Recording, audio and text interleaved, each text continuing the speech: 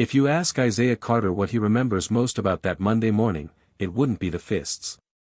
It wouldn't be the kicks or the words hurled at him like knives in a locker room soaked in sweat and chlorine-scented silence. It'd be the sound, how empty everything felt when his body hit the tile floor and the world didn't pause, didn't gasp, didn't even blink. There were no teachers. No hall monitors. Just the sound of sneakers squeaking against wet tile and laughter that didn't feel like it belonged to kids. It sounded too sharp. Too old. Too cruel. Look at him. Little tough guy thought he belonged here. That voice belonged to Jordan, one of the so-called golden boys of Oak Hill Middle School, varsity jacket always half-zipped like it was a badge of entitlement. Mason stood beside him with his phone out, angling the camera like he was filming a highlight reel. Isaiah didn't reply. His lip was split, the copper taste of blood already thick on his tongue.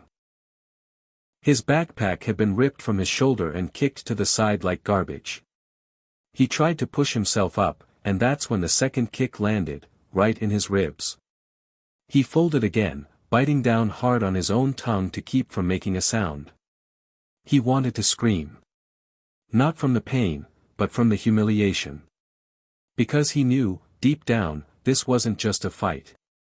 This was a message. Isaiah Carter. 14. Black. Quiet. Smart. Doesn't belong. Mason laughed as he zoomed in on Isaiah's face. You're gonna be famous, bro. And he was right. By third period, the video was everywhere. 27 seconds long. Choppy. Grainy. But unmistakable. A boy on the ground, curled up like paper. Two other boys standing over him, grinning. A voice saying, "World star, baby." A final stomp. Then static. Oak Hill didn't send out a notice. They didn't call an assembly. They didn't tell parents. But they did send Isaiah to the nurse's office with a swollen cheekbone and a fractured silence that no bandage could fix. When the front office called his father, they kept their voice even, almost bored. "Mr. Carter, there was an incident involving your son. He's with the nurse now. We think he may have been involved in a fight." They called it a fight. Andre Carter was under a car when the call came through, halfway through a transmission rebuild, sweat streaking down his forehead, hands covered in grease.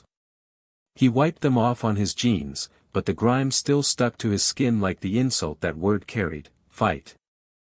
Isaiah didn't start fights. Isaiah barely even raised his voice. Andre didn't wait to hear more. He dropped his tools and left the shop without even grabbing his phone charger.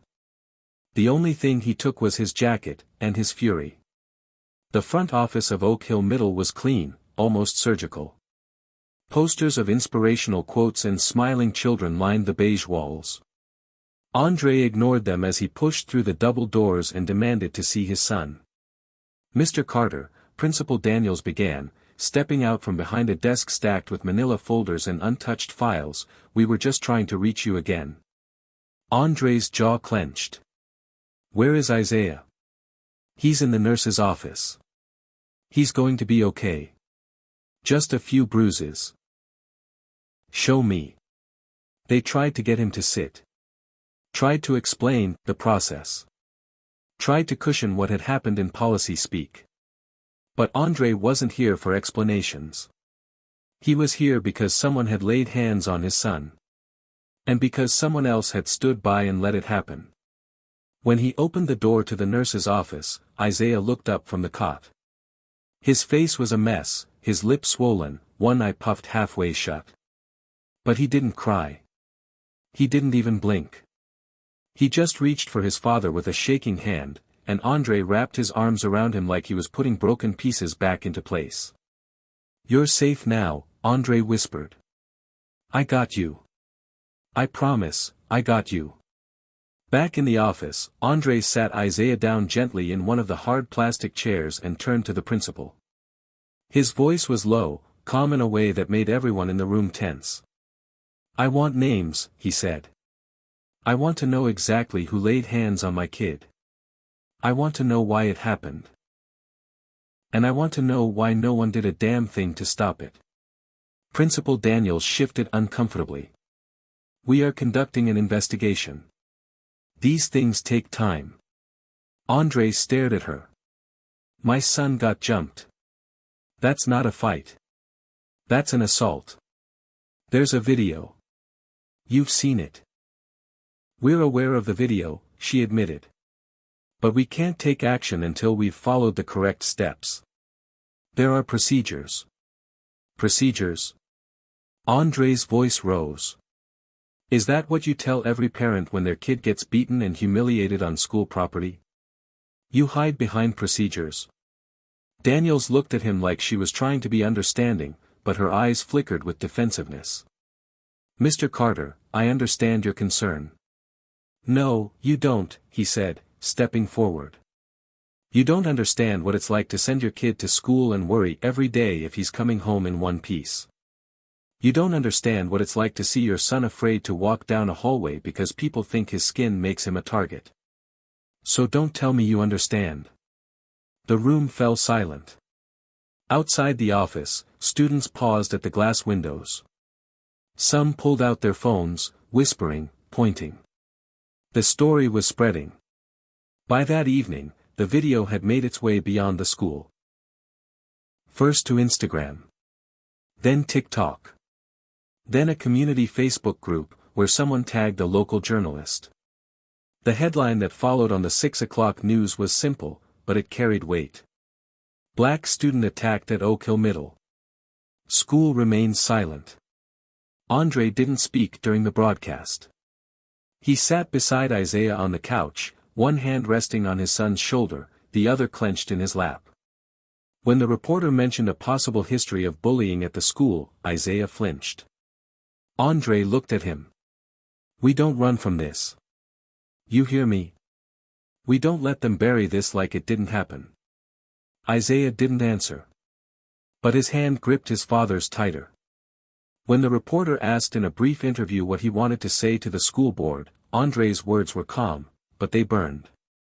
I'm not just fighting for my son. I'm fighting for every kid who's been told to keep quiet and take it. That ends now. And just like that, a storm began to build. Hit subscribe and leave a comment with where you're watching from. This story might just spark a new beginning. What's one thing that always pushes you forward, even when things get tough? Isaiah Carter had learned the art of disappearing without ever leaving the room. He knew how to walk the school hallways without brushing shoulders, how to keep his head down just enough to seem uninterested but not suspicious, and how to make eye contact with teachers just long enough to prove he was paying attention. It wasn't that he wanted to be invisible, he just figured it was safer than being seen the wrong way. At 14, Isaiah was one of only 3 black students at Oak Hill Middle School. The other 2 were twins in 8th grade who barely talked to anyone and transferred in mid-year. Isaiah had started at Oak Hill in 6th grade, right after his mother passed. That first year, he cried in the bathroom every day at lunch. Not because someone said something mean, at least not at first, but because the silence was louder than any insult. No one sat with him. No one invited him to join their group project without being prompted. Teachers always remembered his name, but forgot to say it kindly. His mom, Patrice, had always told him he was special. You've got this light inside you, she used to say, resting her hand on his chest. Even if the world doesn't see it right away, don't let it go out. She died 2 years ago, after a brutal 8-month fight with pancreatic cancer. The light she believed in flickered dimly after that. After her funeral, Isaiah didn't speak for nearly a week. It was his dad, Andre, who pulled him back out of the dark.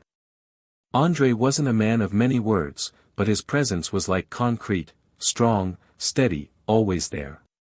A former Marine, Andre had a quiet kind of intensity that made most people nervous. But with Isaiah, he was soft in ways no one else ever saw. He cooked dinner every night, always the way Patrice used to. He asked about Isaiah's day and sat with him while he did homework. He taught Isaiah how to change a tire and how to tell when someone was lying by the way their eyes shifted. They didn't talk much about Patrice, not because they forgot, but because remembering still stung too deep. Her photo sat on the mantel in the living room, framed in gold, always dusted, always lit by the afternoon sun. Oak Hill had been Patrice's dream. She believed moving into a better district would open doors for Isaiah.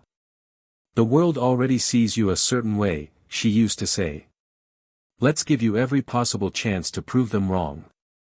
But by 8th grade, Isaiah had stopped trying to prove anything. Every hallway at Oak Hill felt like walking a tightrope with no safety net. Some days were okay. Some teachers, like Ms. Bradley, actually tried. But most of the time, Isaiah felt like he was floating just outside the edge of belonging. He got good at predicting how each day would go based on the first 10 minutes of homeroom.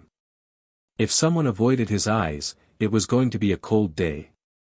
If someone looked too long, it might be worse.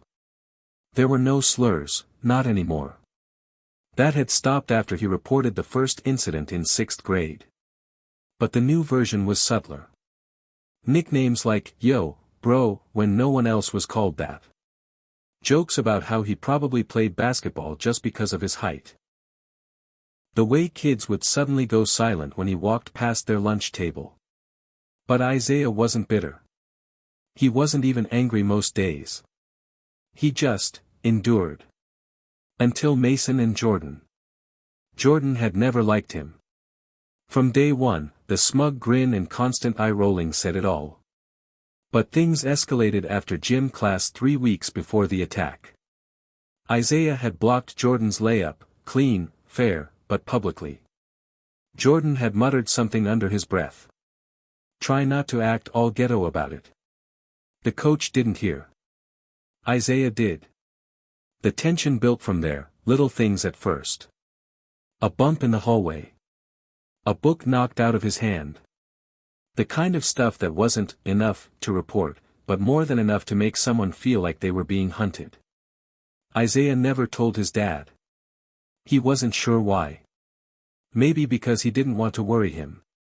Maybe because he didn't want to admit that his mom's dream, the better school, wasn't safe after all. Maybe because part of him still believed it would pass. Andre had noticed the shift, though. "You've been quiet lately," he said one evening over dinner. "Quieter than usual." "I'm fine," Isaiah replied without looking up. Andre studied him. "You know you can talk to me about anything, right?" Isaiah nodded. But he didn't say anything else. That night, Andre sat in the living room long after Isaiah had gone to bed, staring at Patrice's photo. "I'm doing the best I can," he whispered. "But I think he's slipping through my hands."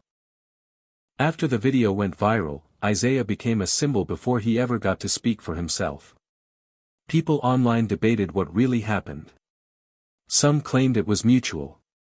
Others said the boys were just roughhousing. A few called for arrests. But Isaiah didn't read the comments. He couldn't. He kept hearing the sound of Jordan's laugh in his head, the way it echoed like it had every right to be there. At school, the vibe changed instantly. Some kids looked at him with pity.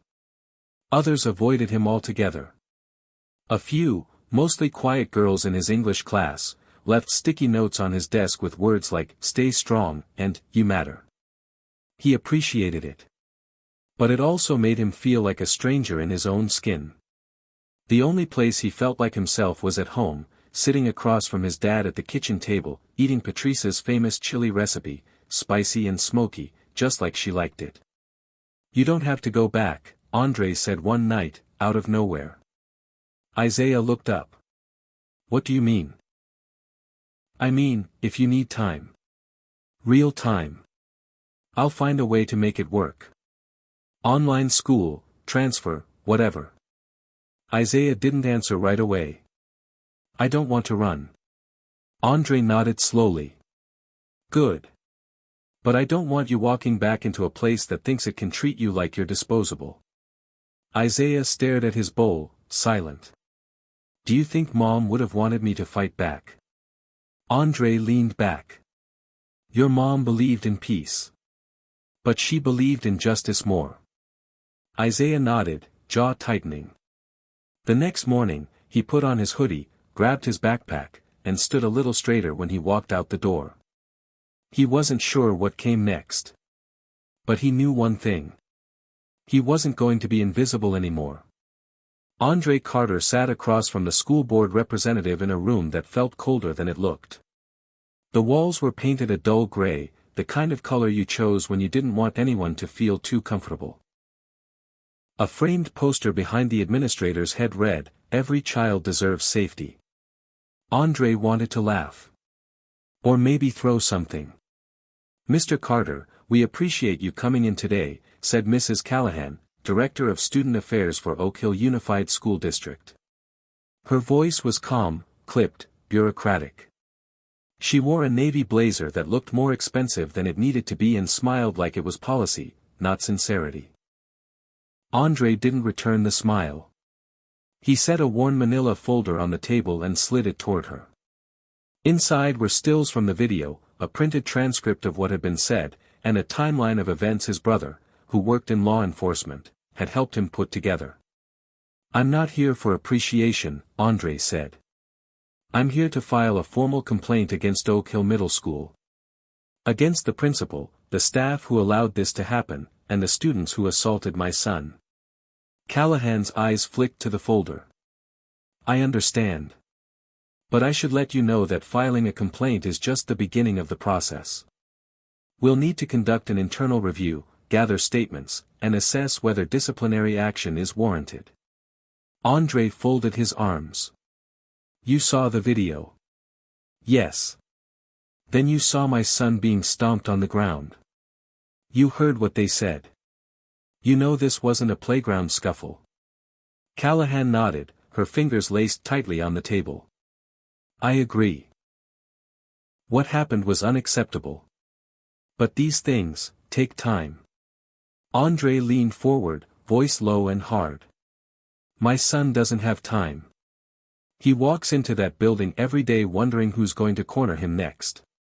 And you're telling me the wheels of justice need to turn slowly while he's out there with a target on his back?" "Mr. Carter."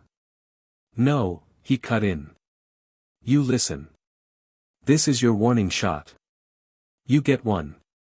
After this, I'm going public." Callahan blinked, clearly caught off guard. "Mr. Carter, threatening legal action or media exposure before we've had a chance." "I'm not threatening. I'm promising." Silence. Andre stood and adjusted his jacket. "I'll give you 72 hours.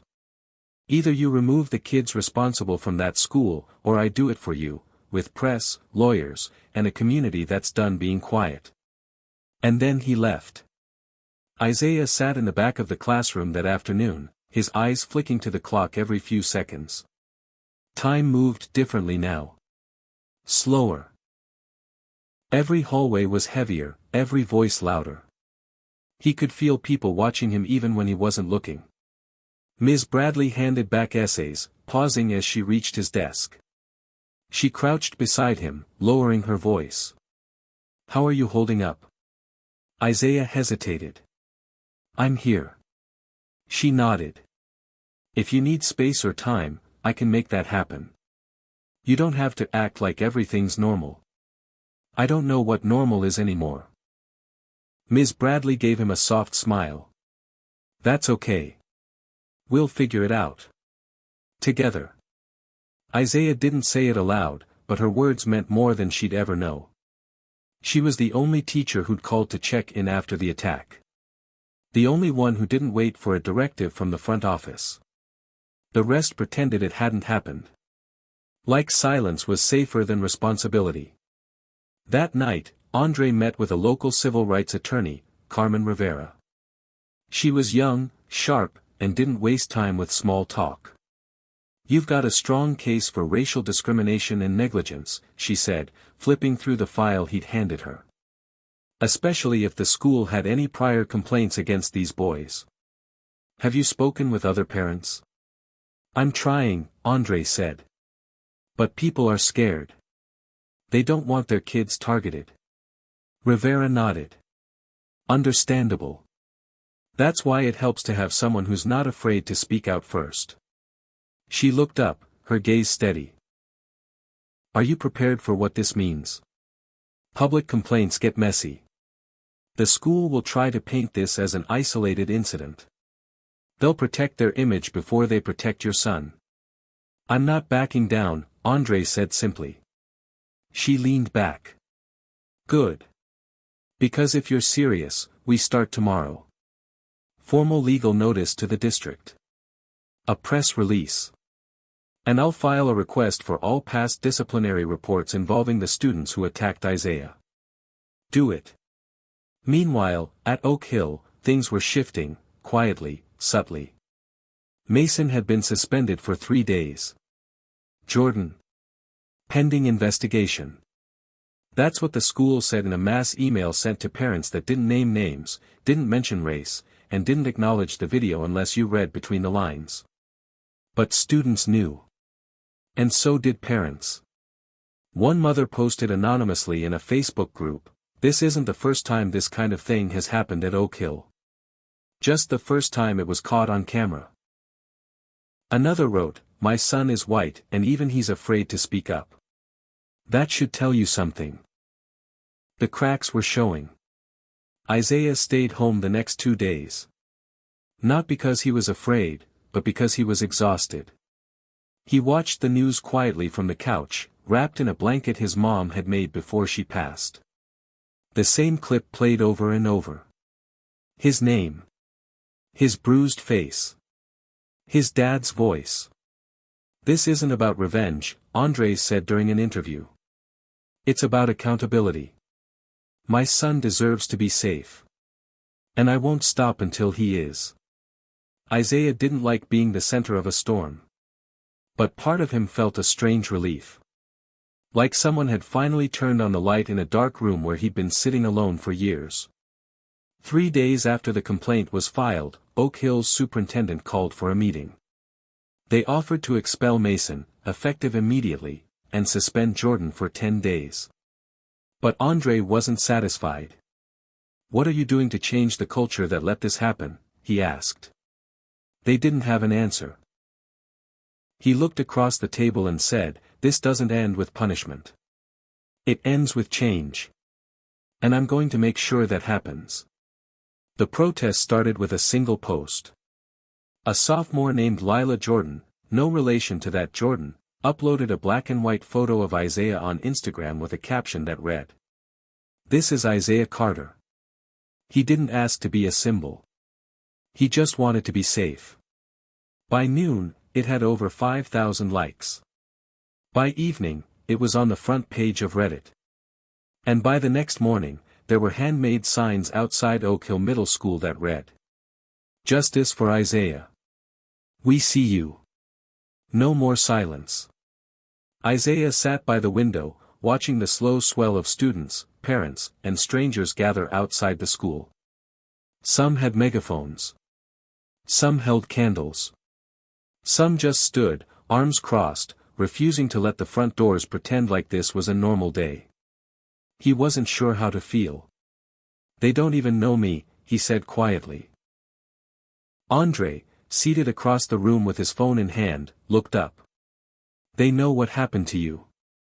And they know it shouldn't have." Isaiah nodded slowly. "But why now?" Andre leaned forward. "Because sometimes the world needs a face to finally look at the problem. And this time, it's yours. But that doesn't mean the fight is just yours." Outside, chants were starting. Someone had a speaker blasting Nina Simone. Another student read a poem over a megaphone. A news van rolled up to the curb. And inside the house, Isaiah Carter realized the storm was no longer circling him, it was circling the institution. At Oak Hill, Principal Daniel stood in the window of her office watching the crowd. She'd underestimated the fallout. She had seen this kind of thing on the news before, other schools, other districts. But it always seemed distant, like a different country with different rules. Oak Hill was supposed to be above that. Progressive. Polished. Now, her phone wouldn't stop ringing. Calls from the district. From concerned parents. From media outlets demanding interviews. The superintendent had sent a message. Handle it. Fast. She rubbed her temples, then turned to her assistant. Get me the student government president. And bring Ms. Bradley too. She's one of the few teachers these kids still trust. When Ms. Bradley arrived at Isaiah's house later that day, she came bearing a tray of warm chocolate chip cookies and a folded piece of paper. I thought you might want to see this, she said, handing the note to Isaiah. He unfolded it slowly. Inside, in neat handwriting, was a list of names, over 140 students, who had signed a petition demanding the school implement an anti-racism curriculum, a public apology, and staff accountability. They're organizing, she said with a proud, quiet smile. They're not letting this get swept away. Isaiah ran his finger down the names. Some he recognized. Many he didn't. They really signed this for me? No, Ms. Bradley said gently. They signed it because of you. But they signed it for everyone who's ever felt like you. He sat in silence for a long time after she left, staring at the list until the ink blurred. By Friday, the protest had grown. It wasn't just students anymore. Local activists had shown up. A city councilwoman spoke on the courthouse steps, her voice ringing clear. We will not allow this school, or any school, to become a place where black children are broken down instead of built up. Andre stood nearby, Isaiah at his side, both of them hooded against the wind and emotion. A reporter stepped forward. Mr. Carter, can we speak with Isaiah directly? Andre turned to his son. It's your choice. Isaiah hesitated. His throat tightened. But then he looked out at the crowd, at the signs, at the faces, at the voices rising in his name. He stepped forward.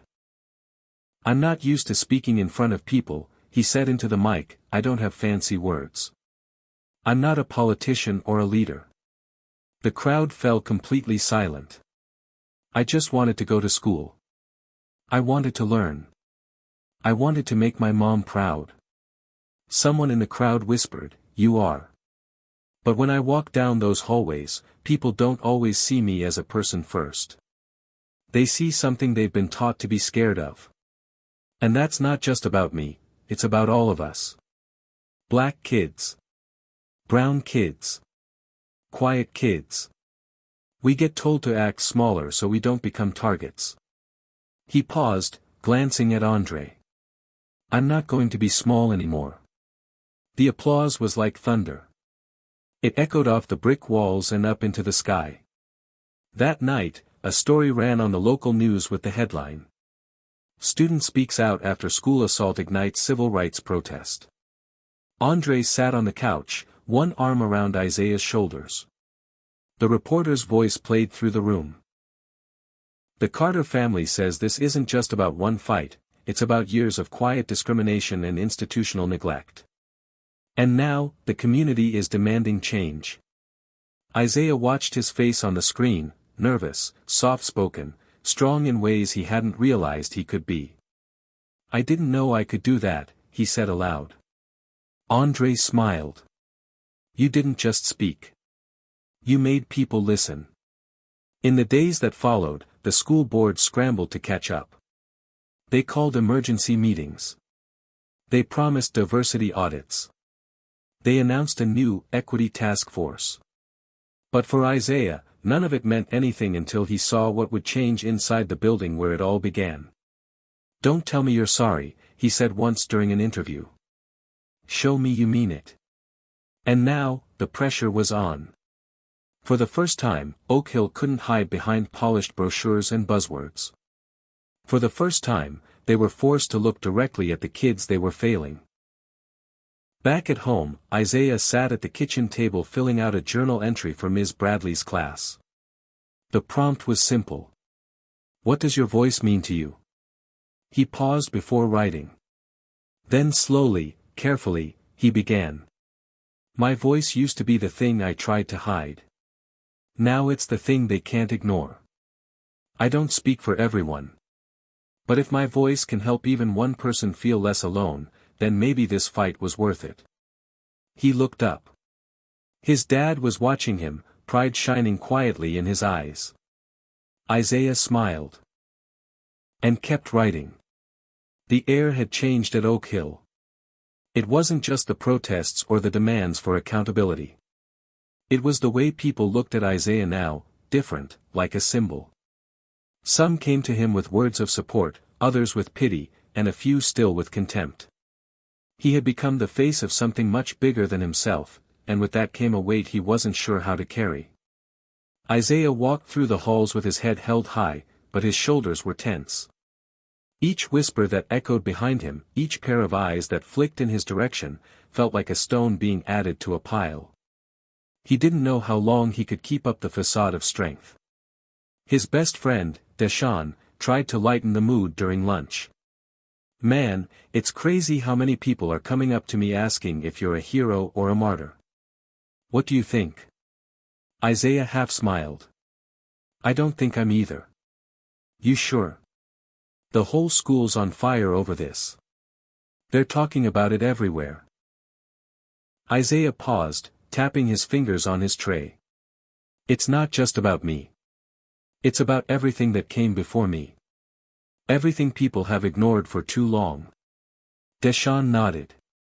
"Yeah, I get it. But don't let it mess with your head, alright?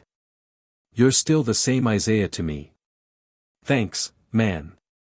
Isaiah managed a small, genuine smile. But deep down, he knew it wasn't that simple. The next day, the principal called Isaiah down to the office again. This time, he wasn't alone. Andre stood beside him, his posture just as firm as always, his jaw set in that determined way Isaiah had come to rely on. Principal Daniels greeted them with the kind of smile that seemed practiced, almost rehearsed. "Mr. Carter. Isaiah. Thank you for coming. I know you've been through a lot recently, and I just wanted to check in, see how things are going for you at school." Isaiah glanced at his dad, then looked at the principal. "Things are fine," he said, his voice steady but not kind. "We're doing everything we can," Daniels continued. "We've taken disciplinary action against the students involved in the altercation. Mason has been expelled, and Jordan's suspension has been extended. We're also starting a series of school-wide workshops on inclusion, diversity, and respect." Isaiah raised an eyebrow. "And how's that supposed to make things better? Those kids were allowed to target me for how long before something was done?"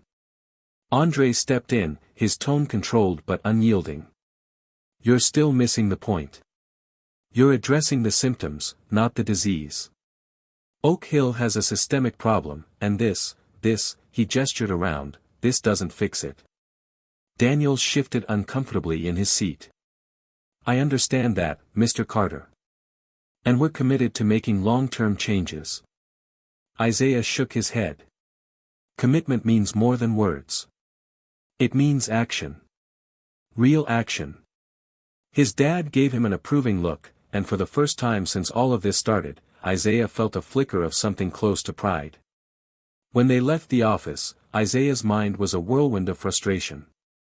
His dad's voice still echoed in his head, urging him to speak out. But part of him was exhausted. Was it enough to just keep pushing, to keep demanding that the world see him? Or was he just chasing something that could never change? He stepped into the hallway, the buzz of students and their laughter a sharp contrast to the quiet storm inside him. His phone buzzed in his pocket. It was a text from Ms. Bradley. "Isaiah, can we talk after school? There's something important I need to discuss with you." His stomach tightened. Ms. Bradley had been one of the few constants throughout all of this. If she was reaching out now, it meant something had shifted. That afternoon, Isaiah met her in the empty classroom. She was sitting at her desk, papers scattered in front of her, but her eyes were focused on him as he entered. "Hey," she said softly, gesturing for him to take a seat. "How are you doing?" I'm fine, Isaiah replied, though his voice lacked its usual certainty. Ms. Bradley didn't seem convinced. She leaned forward, her hands clasped in front of her. You don't have to pretend with me, Isaiah. I know it's been hard. Isaiah swallowed. It's just a lot. More than I thought it would be. She nodded. I understand. But I want you to know that you don't have to shoulder this alone. I'm here for you. And so are a lot of people who believe in what you're doing. Isaiah paused, looking down at his hands. But what if it's not enough? What if they never listen? Ms. Bradley's eyes softened. Then you keep speaking until they can't avoid you anymore. She pushed a folder across the desk to him. Inside were pages of signatures, more than 200 students, parents, and faculty demanding that Oak Hill take immediate action toward a safer, more inclusive environment. I've been helping students organize, Ms. Bradley said. This is just the beginning. I think you've sparked something that could change this school, for good. Isaiah's eyes widened as he looked at the names. This is, all because of me? No, she said with a smile. It's because of all of us. He let the weight of her words sink in. This wasn't just about him anymore. It was about everyone who had been silenced for too long. It was about creating a space where people like him didn't just survive, they thrived. The next day, Isaiah received a surprise. The district announced a press conference. It wasn't a typical press conference. This one was held at a community center, far from the safety of Oak Hill's campus. It was clear they had chosen a location that would let them control the message. But it wasn't going to work this time. Isaiah and Andre showed up, along with Ms. Bradley and a small group of students who had been organizing with the help of the teachers. News outlets filled the room. Cameras clicked and flashed as the superintendent approached the podium.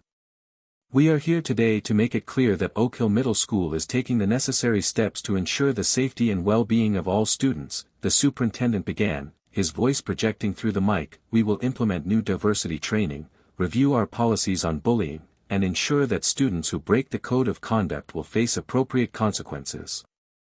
Andre stood up, his hand on Isaiah's shoulder. He wasn't going to let them gloss over this. Excuse me, he said, stepping forward. I'm Andre Carter. I'm the father of Isaiah Carter, and I have a question. You're talking about change, but where's the real commitment? Where's the concrete action? Words are easy. What are you actually going to do to make sure my son, and all the other kids, feel safe every single day? The room went quiet. Isaiah could feel his heart pounding in his chest. This was it. The moment when the world would see who was truly in charge. The superintendent shifted uncomfortably. We will be conducting further evaluations of our policies. Evaluations are not enough, Andre said firmly. You will act, or you will be held accountable. The cameras clicked again. This wasn't over. As they left the press conference, Isaiah felt a strange calm settle over him. It wasn't going to be easy, but he could see the path ahead now. And maybe, just maybe, he was ready to walk it. The days following the press conference felt like a blur to Isaiah. The pressure was relentless. News outlets were hounding him for interviews, demanding statements from the school, and tracking his every move. His phone rang constantly, calls from activists, students, parents, reporters. Even the messages from friends were harder to read. Some were full of support, while others came with words of caution, be careful. This could go too far. His face had become a symbol he hadn't asked for but now couldn't escape. Everyone had an opinion, and those opinions were more forceful than ever. Isaiah couldn't escape it, not even in the quiet moments. The walls of his room felt like they were closing in on him, and it was becoming harder to find space for his own thoughts. The pressure was everywhere, on him, on his family, on his school. It wasn't just the external forces. It was the conflict inside him, too. Isaiah wanted change. He needed change. But sometimes, he didn't know if he could keep pushing. It was exhausting. He missed just being a regular kid, playing basketball without thinking about who was watching. One afternoon, after a particularly grueling interview, Isaiah slumped down on his bed, his face buried in his hands. He felt like a stranger in his own life. "You alright, man?" Deshaun's voice came from the doorway. Isaiah didn't answer at first. He couldn't find the words. "You don't have to be strong all the time, you know." Deshaun came in and sat beside him. "It's okay to take a break. This isn't all on you." Isaiah finally looked up, his eyes tired. "But it is on me, Deshaun. I'm the one everyone's looking at. If I stop, what happens then?" Deshaun shook his head. "No one's expecting you to save the world. You don't even have to change the school overnight. You just need to take care of yourself, too." Isaiah stared at him, unsure of how to respond. It was true, wasn't it? The world didn't hinge on him alone. But somehow, it felt like it did. The stakes were high, and the weight of it was starting to crush him. That evening, when Isaiah came downstairs for dinner, the tension in the house was palpable. Andre was at the table, his face set in a way that made it clear he was deep in thought. His mom, Karen, was in the kitchen, but her movements seemed slower than usual, as though she, too, was struggling with something. Isaiah sat down, but there was an unspoken distance between them. "Everything okay?" Karen asked, her voice gentle but filled with concern. Isaiah shrugged. "Yeah. Just tired." Andre put down his fork and looked at him directly. "Isaiah, you don't have to carry this weight alone. I know you're doing this for the right reasons, but you're allowed to take a step back when you need it. You don't have to be the hero every day." Isaiah clenched his jaw. "I can't just stop." "Stopping doesn't mean quitting," Andre replied softly. "It just means giving yourself a break before you burn out." Isaiah shook his head. "I don't have that luxury. If I stop, everything stops." Karen stepped into the room, her voice steady but full of worry. "Isaiah, you're only human. We're proud of you. But you can't sacrifice your health for this fight. We need you." Her words hit Isaiah harder than he expected. He looked at his parents, the people who had always been his rock, and realized that their worry wasn't just about the protests, it was about him. About their son. They were watching him struggle, and all they wanted was to see him find peace. I don't know what to do," Isaiah confessed, his voice cracking slightly. "I don't want to let anyone down, but I feel like I'm losing myself." Andre stood up and walked over to Isaiah, pulling him into a tight hug. "You're not losing yourself. You're growing, even when it hurts. And you've got a family behind you, no matter what." Karen joined them, wrapping her arms around both of them. "We're here, Isaiah. Whatever happens, we're in this together." For the first time in days, Isaiah allowed himself to relax into their embrace. It didn't solve everything, but it made him realize that he wasn't fighting this fight alone. Not anymore.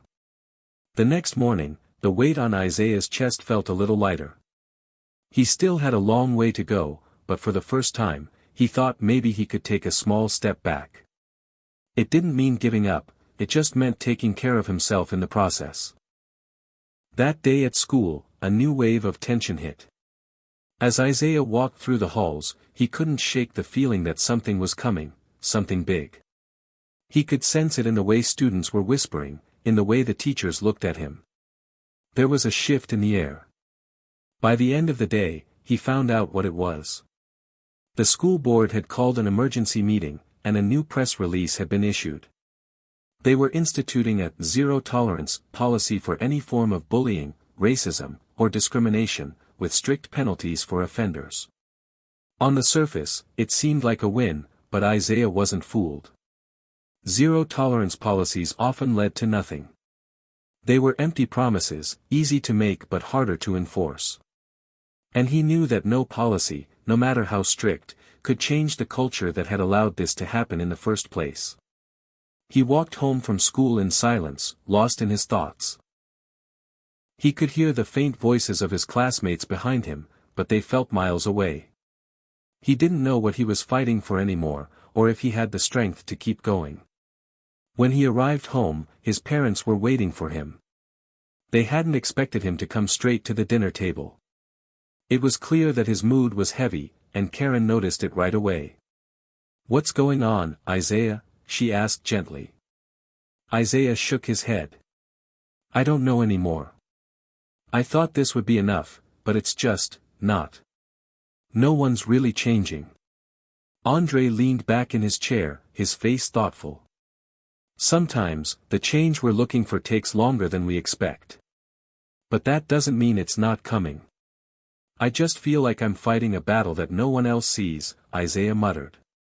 "You're not alone," Andre said, his voice firm but filled with understanding. "You're still fighting for what's right, but you need to make sure you're fighting for yourself, too." Isaiah sat back in his chair, letting the words sink in. For the first time in days, he took a deep breath, feeling the tension in his chest ease slightly. Maybe, just maybe, he didn't have to carry this burden alone. Isaiah woke up the next morning feeling different.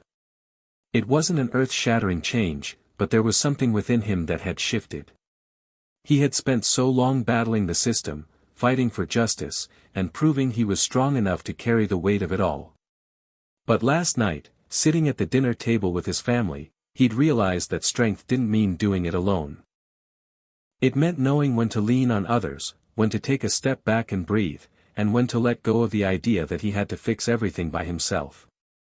The next day at school, Isaiah noticed something he hadn't seen before. It was subtle at first, the way the students were looking at him with more than just curiosity. There was respect there now, a sense of solidarity. He'd expected the whispers to continue, but they weren't filled with judgment anymore. Instead, there was a quiet understanding. He wasn't alone in this fight. And neither was Oak Hill. As he walked through the hallways, Deshaun caught up to him, his usual grin on his face. "What's up, man? You look different today." Isaiah smiled. "I think I'm starting to figure out how to handle all this." "You mean, finally realizing you don't have to carry the world on your shoulders?" Isaiah nodded. "Yeah, something like that. But it's more than that. It's like I can see the bigger picture now. It's not just about me. It's about all of us." Deshaun raised an eyebrow. "What do you mean?" Isaiah looked around, the weight of everything that had happened suddenly feeling lighter. "I've been so focused on proving myself, on fighting for justice, that I've lost sight of what really matters. It's not just about me standing up for myself. It's about all of us standing together." Deshaun's smile widened. "Damn, that sounds like some powerful stuff, man. You're starting to get it." Isaiah laughed. "I think I am." Later that day, Isaiah met with Ms. Bradley after school, just like they had planned. She greeted him with a warm smile, but Isaiah could tell she was curious about his mood. "How's everything going?" she asked as they sat down in the empty classroom. Isaiah leaned back in his chair, feeling the weight of the conversation ahead. "Better. A lot better." Ms. Bradley tilted her head. "Better? In what way?"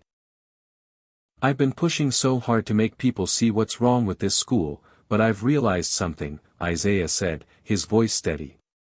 "It's not just about making people see. It's about making them feel what we're going through. It's about creating a movement, not just a moment." Ms. Bradley looked at him with admiration. "That's exactly what I've been trying to help you understand. You're not just fighting for yourself, you're fighting for everyone who's been ignored, overlooked, or silenced." Isaiah nodded slowly. "I know that now.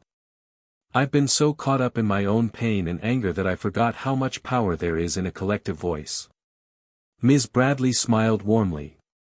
"That's why this fight is so important. It's about more than the changes you want to see at Oak Hill. It's about showing everyone that when we come together, we have the strength to make real change happen. Over the next week, things began to shift in ways Isaiah hadn't anticipated. The school board's zero-tolerance policy had been met with mixed reactions. Some students saw it as a victory, others as an empty gesture. But Isaiah and his friends weren't content to let it end there. They knew it was just the beginning. Isaiah, Deshaun, and a group of like-minded students started planning a rally for justice, one that would unite students, parents, and faculty to demand real change. It was an act of defiance, but also an act of hope. They weren't going to let the system define them. They were going to build something stronger, together. The day of the rally arrived, and the energy on campus was electric. Students, parents, and teachers alike gathered on the football field, holding signs that read, "Justice for all, end the silence," and "We deserve better." The crowd was diverse, black and white students, boys and girls, teachers and parents. It was a sea of voices, united for a cause that had finally brought them all together. Isaiah stood at the front of the crowd, his heart pounding in his chest. For a moment, he almost couldn't believe how far they had come. From the first day of the altercation, to the protests, to this moment, it felt like everything had been leading to this. Deshaun stood beside him, his usual confident smile now a determined one. "This is it, bro. You ready?" Isaiah looked around at the crowd, then back at his friend. "I think I've been ready all along." The first speaker took the microphone, Ms. Bradley, her voice steady and firm. "We are here today not just because we are angry, but because we are hopeful. We are here because we believe in justice, in change, and in the power of community. We believe that Oak Hill Middle School can be a place where every student, no matter their background, can feel safe and valued." The crowd erupted in applause, and Isaiah felt the electricity of it fill his chest. He wasn't just fighting for himself anymore. He was fighting for all of them. And, together, they were strong enough to make their voices heard. After Ms. Bradley spoke, Isaiah took the microphone. He had rehearsed his speech countless times, but now, standing in front of so many people, the words felt different. They felt heavier. But they felt right. "We are here today because enough is enough," he began, his voice carrying across the field. "We're here today because no one should ever feel unsafe or unheard. We're here because this school should be a place where every single person, regardless of who they are, feels like they matter." He paused, scanning the crowd. Faces of students, teachers, and parents, people who had rallied together for something bigger than any one of them. "This fight isn't just about me," Isaiah continued. "It's about all of us. It's about making sure our voices are heard. It's about standing up for each other. And it's about demanding change, not just in the halls of this school, but in every space where people are told they don't belong." The crowd erupted into applause once again. Isaiah's heart swelled, the energy of the moment propelling him forward. This was what it was all about. This was the change he had been fighting for. As the rally ended, Isaiah found himself surrounded by friends, parents, and teachers, each of them offering their support and encouragement. He felt a weight lift off his shoulders, replaced by something far stronger, a sense of community, of solidarity. He wasn't alone in this fight. And he never would be again. As he walked home later that day, Isaiah couldn't help but feel a sense of peace he hadn't felt in weeks. The road ahead would still be difficult, but for the first time in a long while, he felt like he wasn't just fighting for change, he was helping to create it. And no matter how long it took, he would keep fighting. But now, he knew he wouldn't be fighting alone. The days after the rally were both exhilarating and exhausting. Isaiah felt a surge of hope as the community came together, rallying behind their cause. The energy was palpable, students were speaking up more in class, parents were writing letters to the school board, and teachers began to ask questions they hadn't asked before. But reality hit him hard one morning in the weeks that followed. The fight wasn't over. Isaiah was sitting in the principal's office, waiting for his meeting with Mr. Thompson. The principal had asked to see him after a few students had filed complaints about the rally, claiming that it had disrupted the school environment. It wasn't a surprise. Isaiah had expected some pushback, especially after the attention the rally had garnered. But he wasn't prepared for how heavy the words felt in the small, quiet office. As he stared at the principal's desk, his thoughts churned. The rally had been a moment of unity, of shared voices. But now, it felt like the cracks were showing. The school board had said they were committed to making change, but Isaiah could see that their actions didn't match their words. The truth was, it wasn't just about policies. It was about mindsets. And some people didn't want to change their mindset. Mr. Thompson entered the room, his expression more serious than usual. "Isaiah, thanks for meeting with me today. I want to talk about the rally." Isaiah sat up straighter, his heart beginning to pound. "What about it?" "I understand the rally was important to you and your classmates," Mr. Thompson said carefully, sitting across from him. "But we've had some concerns from parents and staff that it disrupted the educational environment. Some students felt intimidated by the chanting and the signs." Isaiah swallowed hard. He knew this was coming, but hearing it out loud still stung. "Intimidated," he repeated, his voice barely above a whisper. "They felt intimidated by standing up for what's right." Mr. Thompson shifted uncomfortably. "I'm not saying it was wrong to speak out, but you have to understand, sometimes, when people feel threatened, they don't respond well." Isaiah clenched his fists, fighting the urge to snap. "I'm not threatening anyone. I'm just asking for fairness. For respect.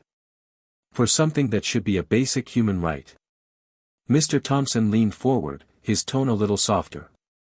"I get that, Isaiah. But we have to find a way to balance the voices of everyone here, not just one group. You have to understand that not everyone sees this as a problem. Some people think things are fine the way they are." "That's the problem," Isaiah said, his voice shaking with frustration. "People are comfortable because they don't have to face the problem. But if you're not fighting for equality, then you're part of the problem." The room was silent for a moment as Mr. Thompson processed Isaiah's words. Isaiah could see the tension in his eyes, the quiet understanding of the difficulty of this situation. But he also saw something else: hesitation, uncertainty. "I know this is hard," Mr. Thompson said after a long pause. "But there are rules we have to follow. And we can't let these disruptions go unaddressed." Isaiah knew what he was hearing, words dressed up in diplomacy, but the meaning was clear. This wasn't about addressing the root of the problem. It was about quieting voices that threatened the status quo. "I get it," Isaiah replied, standing up. "But I'm not going to be silenced. Not now, not ever." He turned and walked out of the office without another word. Outside, Isaiah felt a surge of anger mixed with a sense of defeat. For a moment, he considered quitting. It would be so much easier to walk away from the fight. He could focus on his studies, his friends, maybe even have some semblance of peace. But then, the memory of that rally, the way the crowd had cheered and supported each other, flooded back. He remembered the faces of his classmates, the hope in their eyes, the unity in the air. Isaiah couldn't back down now. He couldn't let fear, or complacency, or people who didn't understand the struggle take away everything he'd fought for. At home that night, Isaiah didn't say much at dinner. His mom noticed immediately. "Isaiah, what's going on? You're quiet tonight." He shook his head, not wanting to explain it all just yet. The conversation with Mr. Thompson had left him drained, emotionally exhausted. "It's just hard. People don't want to listen. They just want everything to go back to normal." Andre, who had been quiet up until then, looked up from his plate. "Normal isn't what you're fighting for, son. You're fighting for a future that's better than today. It's going to take time, but you can't give up now." Isaiah's mom placed a hand on his shoulder. "Your father's right. Change doesn't come easily. It's going to be tough, but you've already made a difference. And you'll keep making a difference. Isaiah nodded, appreciating their support but feeling the weight of the fight pressing down on him again. It wasn't enough just to demand change, it had to be a sustained effort, one that would require every ounce of his strength and resilience. I know, he said softly. But I don't know how much longer I can keep going if it feels like nothing's changing. His mom gave him a soft smile. It will change, Isaiah. It will. But you've got to remember, change isn't always a straight line. Sometimes, it takes twists and turns. But as long as you're moving forward, you're making progress. The following week, things didn't improve. The school board's policies remained unchanged, and the complaints kept coming. Some teachers were calling out Isaiah's actions, questioning his motives, and accusing him of stirring up trouble. The principal's office became a regular meeting place for him, and the tension in the air seemed to grow heavier by the day. But Isaiah was beginning to realize something important: the real battle wasn't just against the school system. It was against the fear of change itself. And that was the fight he was prepared to face, no matter how long it took. At the end of the week, Isaiah decided to speak again. He was done waiting for someone else to take the first step. The world would keep turning, but he wasn't going to let it leave him behind. He was going to take control of his own future. He gathered his friends, Deshaun, Maya, and a few others, and started planning their next move. This time, it wouldn't be about a rally. This time, it would be about a sustained movement, a show of force that couldn't be ignored. They were going to keep pushing. They were going to keep fighting. And they were going to do it together. The days were getting longer. The weight of the fight was pressing down harder on Isaiah's shoulders. The small victories he had celebrated after the rally, the respect he had gained from his peers, the support from the community, now felt like distant memories. Every day at Oak Hill Middle School seemed to bring new obstacles, new hurdles to jump over. The school board's resistance was growing, and with it, the feeling that maybe, just maybe, he was fighting a losing battle. Isaiah sat in the cafeteria one Friday afternoon, staring at his half-eaten lunch. The usual buzz of voices and laughter around him felt distant. He could barely taste the food, his stomach churned with the constant stress. It had been weeks since the rally, and while the movement was still alive, he could feel the toll it was taking on him, physically, mentally, and emotionally. "Hey man," Deshaun slid into the seat across from him. "You look like you haven't slept in days." Isaiah gave a small, tired smile. "I haven't. I'm not sure I can remember what it feels like to sleep without thinking about everything that's happening." Deshaun's expression softened. "Look, I get it. This isn't easy. But you've got to take care of yourself too. You're carrying a lot, bro." Isaiah didn't reply right away. He looked around the cafeteria, at the students eating and chatting, oblivious to the storm that was swirling just beneath the surface of their lives.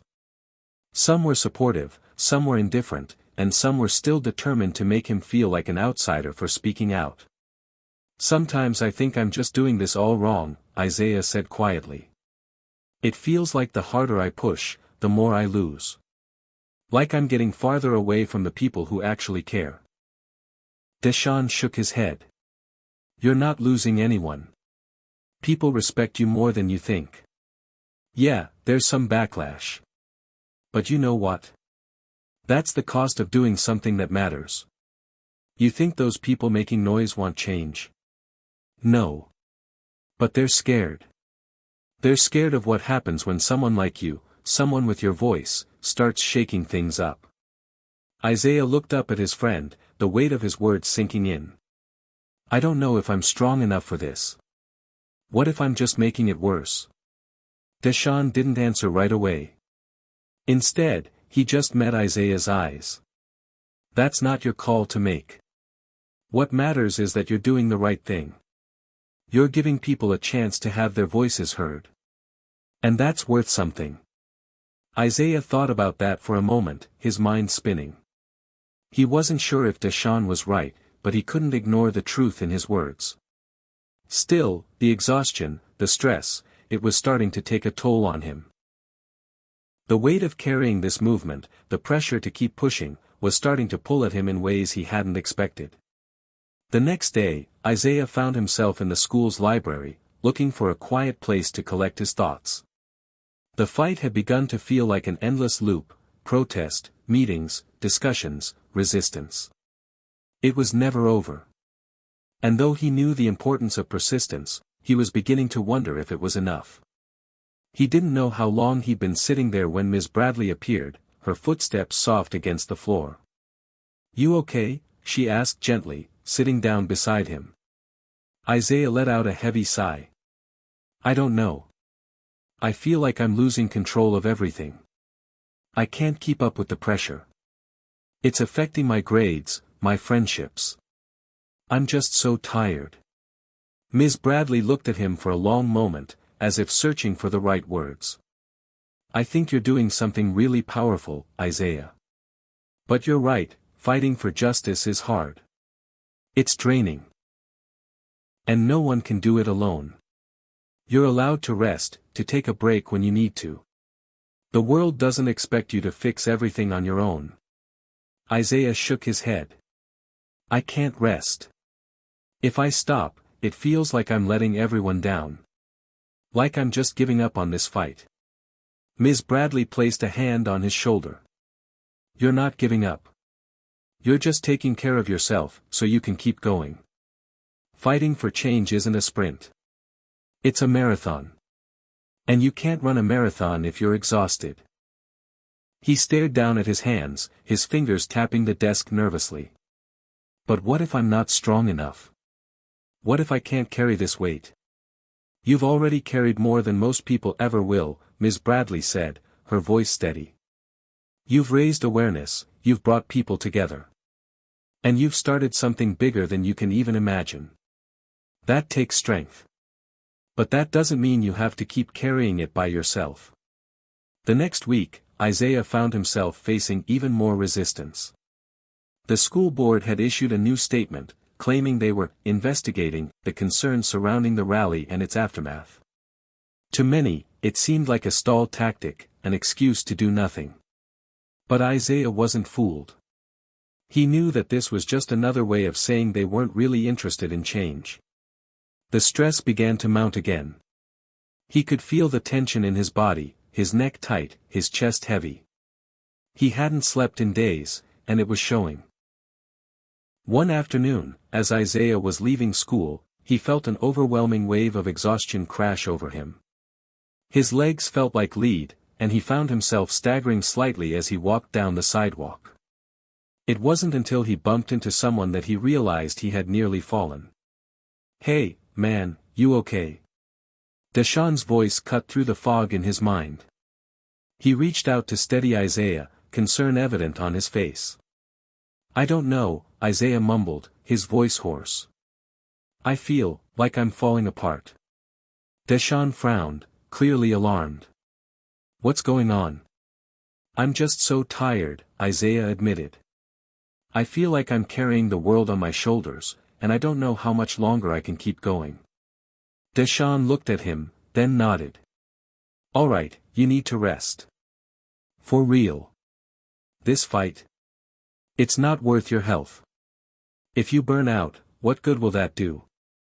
You've got to take care of you first." Isaiah looked at his friend, his eyes heavy with the weight of it all. "But I can't stop now. I can't let them win." "You're not stopping," Deshaun said firmly. "You're just taking a step back so you can come back stronger. This fight. It's not a one-man show. You've got people who've got your back. You've got me." Isaiah closed his eyes for a moment, feeling the sincerity in his friend's words. Maybe Deshaun was right. Maybe this fight would be harder if he didn't allow himself to rest.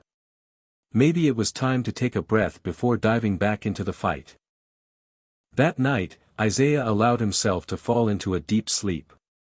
The exhaustion had finally caught up with him, and for the first time in weeks, he let it take him. The fight would still be there when he woke up. But for tonight, at least, he allowed himself the grace to rest. And in that moment, he realized something important. Fighting for justice wasn't just about standing strong for others. It was about standing strong for himself, too. Isaiah woke up feeling different that morning. The weight of the past few weeks still clung to him, but something had shifted. He had allowed himself to rest, to let go of the crushing pressure he had been carrying. In the quiet of the morning, he felt a spark, faint but undeniable. He wasn't done. Not yet. And now, more than ever, he was ready to fight again. As he stretched and got ready for school, he looked at himself in the mirror. His eyes were no longer heavy with exhaustion, there was a glimmer of determination in them. Isaiah knew that this wasn't just about him anymore. It was about every person who had ever been overlooked, ignored, or silenced. And it was about making sure their voices weren't drowned out by the system that had kept them down for so long. By the time Isaiah arrived at school, his thoughts were already racing. He couldn't wait to speak with Deshaun, Maya, and the others. They needed a plan, something bigger, something that would send a message they couldn't ignore. This time, it wouldn't be just about protesting or raising awareness, it would be about action. Real, tangible action that demanded change. When he met up with his friends before first period, he could tell they'd noticed the difference in him. He wasn't just tired anymore, he was back. "Yo, you good?" Deshaun asked, grinning. "You seem like a whole new person today." Isaiah smiled, a little surprised by how natural it felt. "I think I finally am. I needed some time to think. But I'm ready to go at this again. We need to take it to the next level." Maya raised an eyebrow. "What are you thinking?" Isaiah took a deep breath, feeling the surge of excitement mix with the familiar feeling of nervous anticipation. "We've been rallying, we've been speaking out. But we need to push harder. We need to make it impossible for them to ignore us." "What do you mean?" Maya asked, her curiosity piqued. Isaiah's voice grew stronger as he spoke. "It's time to get the whole community involved. Not just students and parents, but the teachers, the local businesses, everyone who sees the problem for what it is. We need to get people on our side, and we need to make them realize that we're not just complaining. We're demanding change." Deshaun leaned in. "You're talking about more than just the school now. You're talking about the whole town." Isaiah nodded. "Exactly. We need a movement that's bigger than Oak Hill Middle School. We need to make it clear that this isn't just one school's problem. This is a community problem. And if they want to keep ignoring it, then we'll give them no choice but to confront it." The energy in the group shifted. This wasn't just about a few loud voices anymore. This was about a whole collective of people, from all walks of life, rising up together. It wasn't just one person's fight, it was everyone's fight. And Isaiah knew that this time, they had to be ready for whatever came next. The rest of the day passed in a blur, as Isaiah and his friends worked on a plan. They discussed organizing a town hall meeting, where they could speak directly to the people who had the power to make real change, business owners, local leaders, community activists. But even more importantly, they wanted to create a space for everyone who felt unheard to come together and share their own stories. They wanted to create a platform for people to speak, to be seen and heard. As they hammered out the details, Isaiah found himself feeling more hopeful than he had in weeks. This wasn't just a fight against the school board anymore. It was a fight for the entire community, for the future of the students who would come after him, and for a world that was just and equal for everyone. Later that night, Isaiah sat down with his dad, who was sitting at the kitchen table, a cup of coffee in hand. It had been a while since they had a serious conversation like this. Isaiah knew his dad had always supported him, but there was something different about this moment. Something unspoken in the air, like his father could sense the shift in his son. "I've been thinking," Isaiah said, his voice steady. "About everything that's been happening. About the movement, the rallies, the fight for justice." His father set the cup down, his gaze softening. "You've been carrying a lot on your shoulders, son. I can see it. But I know you're strong enough to carry it." Isaiah looked down at his hands, his mind spinning with the weight of what he was about to ask. "I've been thinking, this isn't just about me anymore. It's about all of us. About our whole community. And I need your help." His father leaned back in his chair, his eyes narrowing in thought. "What do you need?" "I need you to help me organize this town hall meeting," Isaiah said, his voice growing more confident.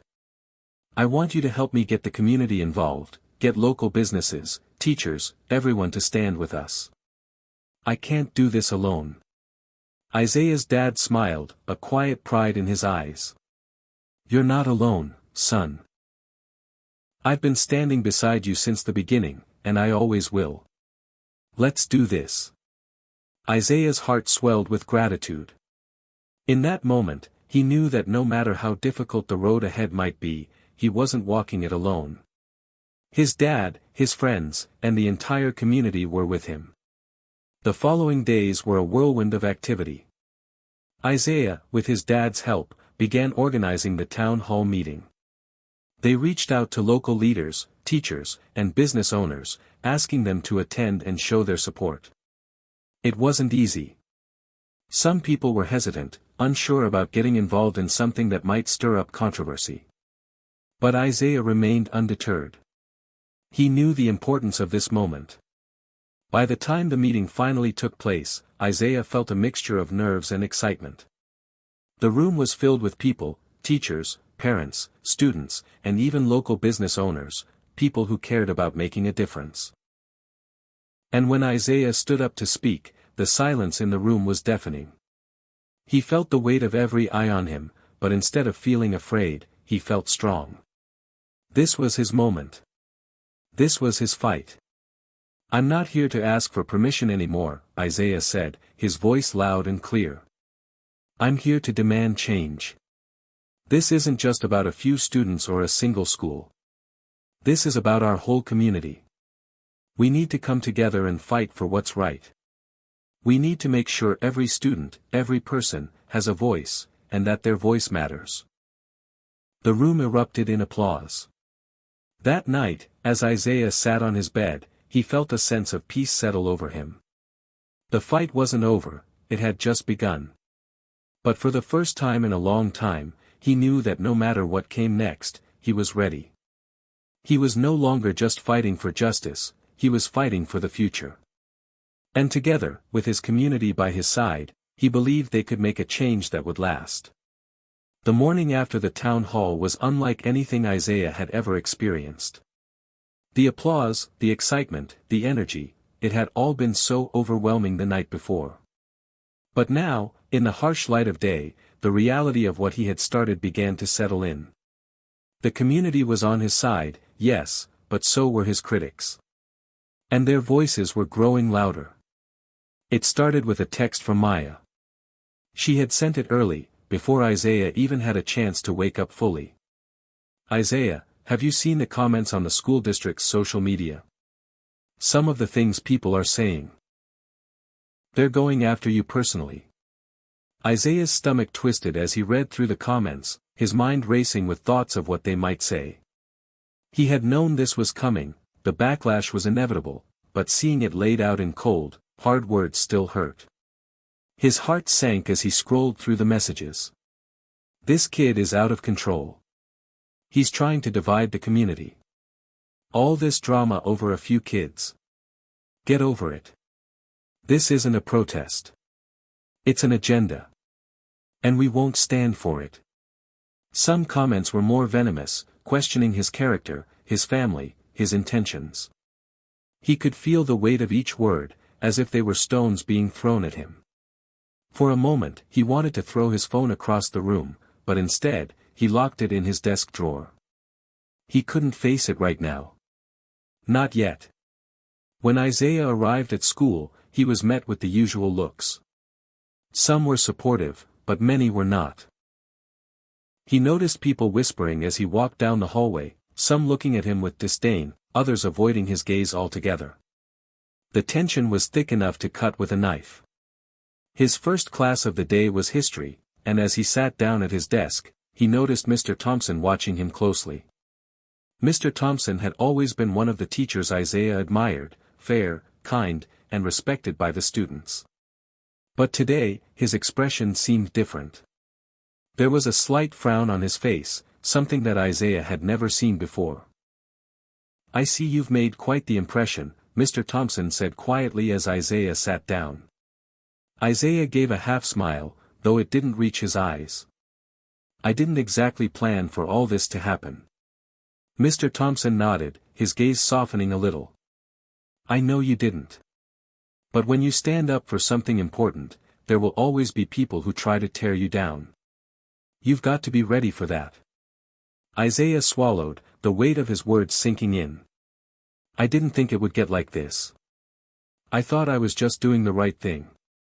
"You are," Mr. Thompson said. "But that doesn't mean it's going to be easy. You've made a lot of people uncomfortable, Isaiah. And that's exactly why this fight is so important. But you've got to be prepared. The pushback is only going to get stronger." Later that day, Isaiah was walking through the halls when he heard the familiar sound of footsteps behind him. It was Deshaun, who caught up to him quickly, his face lined with concern. "Man, I saw those comments too," Deshaun said, shaking his head. "It's getting out of hand. People are saying some messed up stuff about you." Isaiah let out a heavy sigh. "I don't know what to do anymore. It feels like everything's falling apart." Deshaun's expression hardened. "Nah, man. You can't think like that. Look, I know it's tough, but you can't back down now.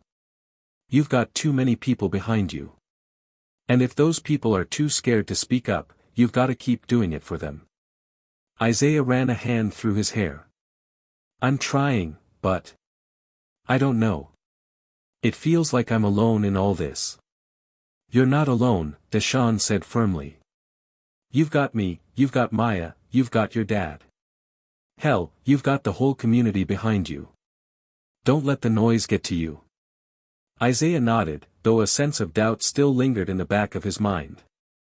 Could he really keep going?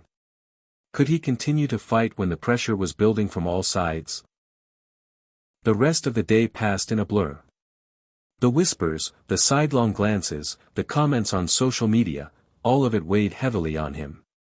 It was like a cloud hanging over him, blocking out the sunshine he had felt the day before. The people who had once applauded his bravery now seemed to be questioning it. And worse, he could feel some of his friends beginning to distance themselves. By the time the final bell rang, Isaiah was mentally exhausted. He couldn't remember the last time he had felt this drained. As he walked toward the exit, he was stopped by Maya, who was waiting for him outside the school. "Hey," she said, her voice soft. "I saw what happened with those comments.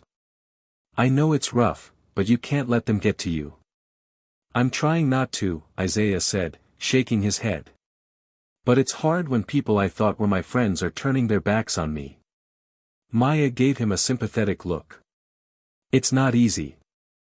But if you want to keep fighting, you've got to stay strong. You can't let them win by getting inside your head." Isaiah sighed. "It's hard to keep going when it feels like I'm just being torn apart." Maya paused for a moment before speaking again. "Look, Isaiah, I get it. But the reason people are coming after you is because you're making them uncomfortable. You're shaking things up. And that's a good thing. They're scared because they know that you're right. Keep pushing. People will notice." That night, Isaiah sat in his room, staring at the blank screen of his computer. He had every intention of going back to the social media pages where the comments were, of checking for updates, but he couldn't bring himself to do it. He knew it would only make him feel worse. Instead, he opened up his notes app and began typing. It wasn't much, just a few lines to remind himself of why he was doing this in the first place. "I'm fighting for everyone who feels like their voice doesn't matter. For every student who's been ignored. For every person who's been treated unfairly. This fight isn't just about me. It's about all of us. And I can't stop now. As he read those words back, he felt a flicker of the strength he had once felt, like a small flame reigniting in his chest. It wasn't over. It had never been about what the haters said. It was about staying true to what he believed in, no matter the consequences. The fallout from the town hall meeting had been harsh, and it wasn't going to get any easier. But Isaiah wasn't backing down. Not now. Not ever. Hit subscribe and leave a comment with where you're watching from. This story might just spark a new beginning. What's one thing that always pushes you forward, even when things get tough? Isaiah felt like he was drowning. The weight of the fight had grown heavier with every passing day. The support he once felt from his friends, his community, even his family, seemed to be fading away as quickly as the good intentions that had fueled him in the beginning. The constant pushback, the whispers, the stares, it was becoming too much to bear. It was the end of another grueling day at school. Isaiah had barely spoken to anyone. Every class felt like a blur, and every hallway was a gauntlet of eyes watching him, judging him. His shoulders felt like they were carrying a burden too great for his body. His mind was tired, his spirit even more so.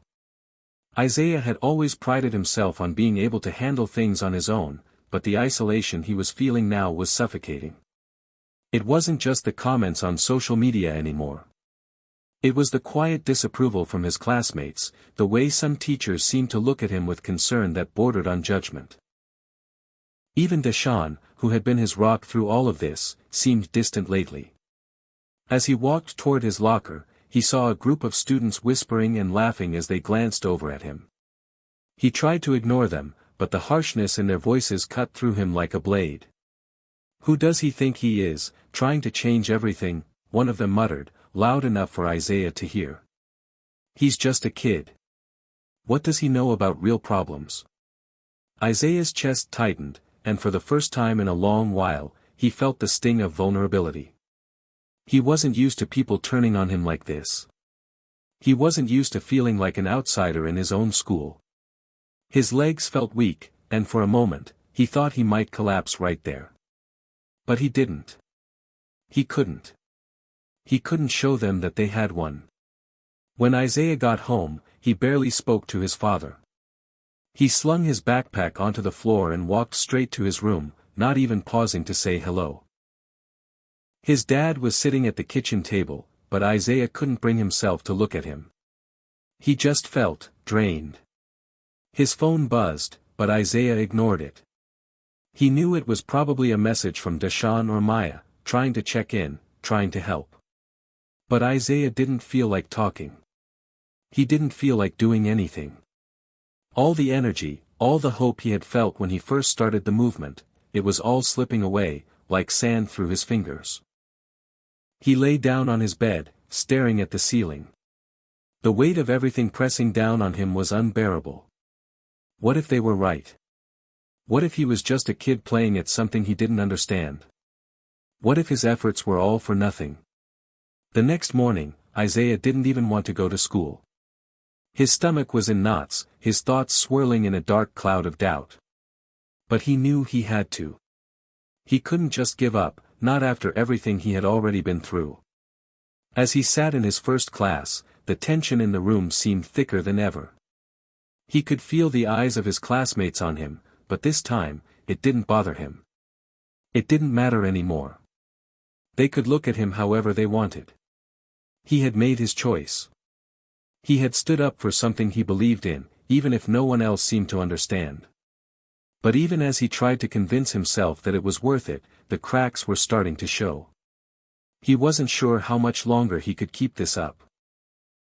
Later that day, after school, Deshaun texted Isaiah, "Meet me at the park. We need to talk." Isaiah didn't hesitate. He needed to see Deshaun. He needed to talk to someone who might understand what he was going through. When he arrived, he found Deshaun sitting on a bench near the swings, his expression serious. He didn't even look up as Isaiah approached. "Hey, man," Isaiah said quietly, sitting next to him. "What's up?" Deshaun didn't immediately respond. Instead, he stared off into the distance, his lips pressed together in a hard line. When he finally spoke, his voice was heavy. "Isaiah, you've been carrying this on your own for too long," Deshaun said. "I can see it. You're breaking." Isaiah looked away, unable to meet his friend's gaze.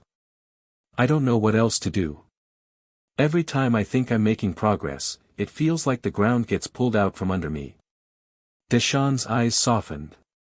"I know it's hard, man. But you can't do this alone. You've got people who care about you. You've got me, Maya, your dad. You need to lean on us, Isaiah. We're all in this together." "I don't know if I can keep going," Isaiah whispered, the words slipping out before he could stop them. "It feels like I'm fighting a losing battle." Deshaun placed a hand on his shoulder. "That's exactly what they want you to think. They want you to quit. They want you to feel like you're alone. But you're not. You don't have to do this on your own. And you don't have to carry the weight of this all by yourself." Isaiah's heart clenched. "I just don't know what the point is anymore. Maybe I'm just not cut out for this. Maybe I'm just a kid." Deshaun shook his head. "No, man. You've got something they don't. You've got the courage to stand up when everyone else is sitting down. That's why they're scared. That's why they're trying to break you." Isaiah looked down at the ground, his hands clenched into fists. The emotions swirling inside him, doubt, anger, frustration, felt like a storm. He wanted to lash out, to scream at the world for making him feel this way. But he couldn't. He had to be stronger than that. Deshaun continued, his voice gentle but firm. "You've come too far to quit now.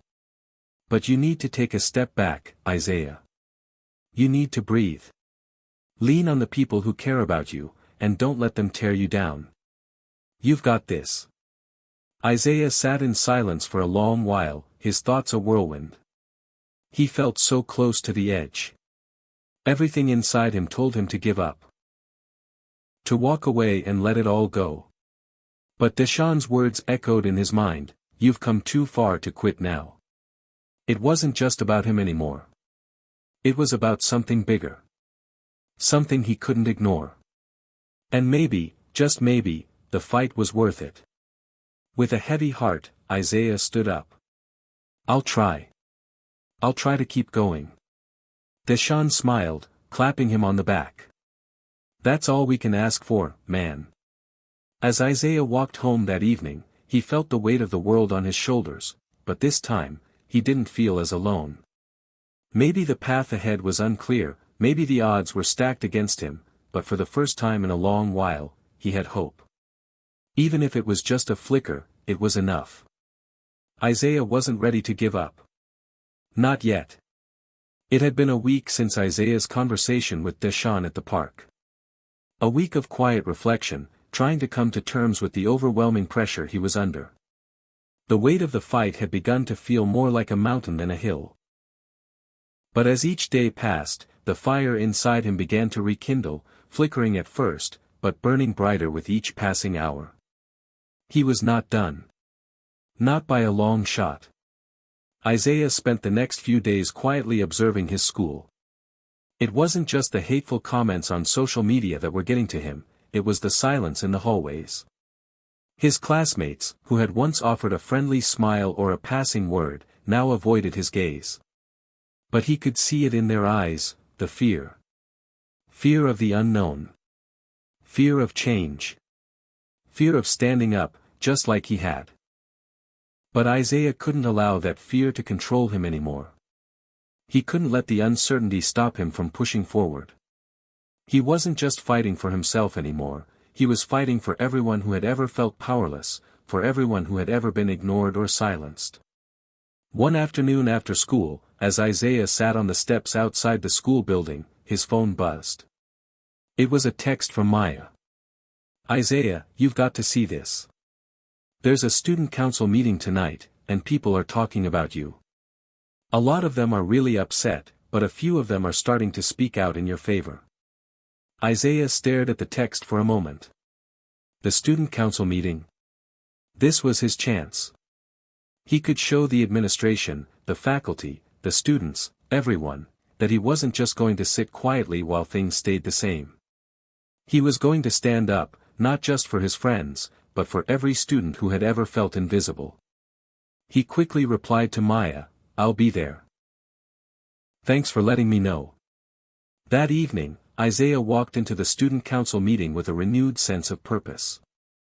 The room was filled with a mix of students, some he knew well, others not so much.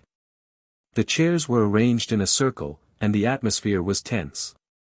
Everyone was talking in hushed tones, and Isaiah could feel the weight of the room shift the moment he stepped inside. A few heads turned in his direction, but no one said anything. He wasn't sure whether it was the shock of his presence or the silent judgment they were all trying to hide. He sat down at the back of the room, away from the more vocal students who had been quick to voice their opinions against him at the last meeting. But he wasn't going to sit back this time. He wasn't going to let the fear of rejection keep him silent. The meeting began with the usual updates, prom plans, upcoming events, fundraisers. But it didn't take long for the conversation to shift. "I think we need to address the elephant in the room," said Emma, a student council member who had always been somewhat neutral but had started leaning toward opposition after the town hall. "Isaiah, you've made a lot of waves with your protest. And frankly, it's starting to affect the entire student body. People are talking about it non-stop. Some are angry. Some are confused. And some are even scared. This is a distraction." Isaiah straightened up, feeling the eyes of the room shift toward him. It wasn't the first time someone had tried to shut him down. But this time, it was different. This time, he had to speak up. "I get it," Isaiah began, his voice steady but firm. "I know I've caused a lot of disruption. But this isn't about me. This is about creating a space where every student, regardless of their race or background, can feel like they belong. You don't see it because you're not in our shoes. But for some of us, every day feels like we're walking through the halls as if we don't matter. And that's something that needs to change." The room was silent. No one spoke immediately, but Isaiah could see the conflicting emotions in their eyes. Some students were nodding, while others looked away, unsure of how to respond. Maya, who had been sitting quietly across the room, spoke up. "Isaiah's right.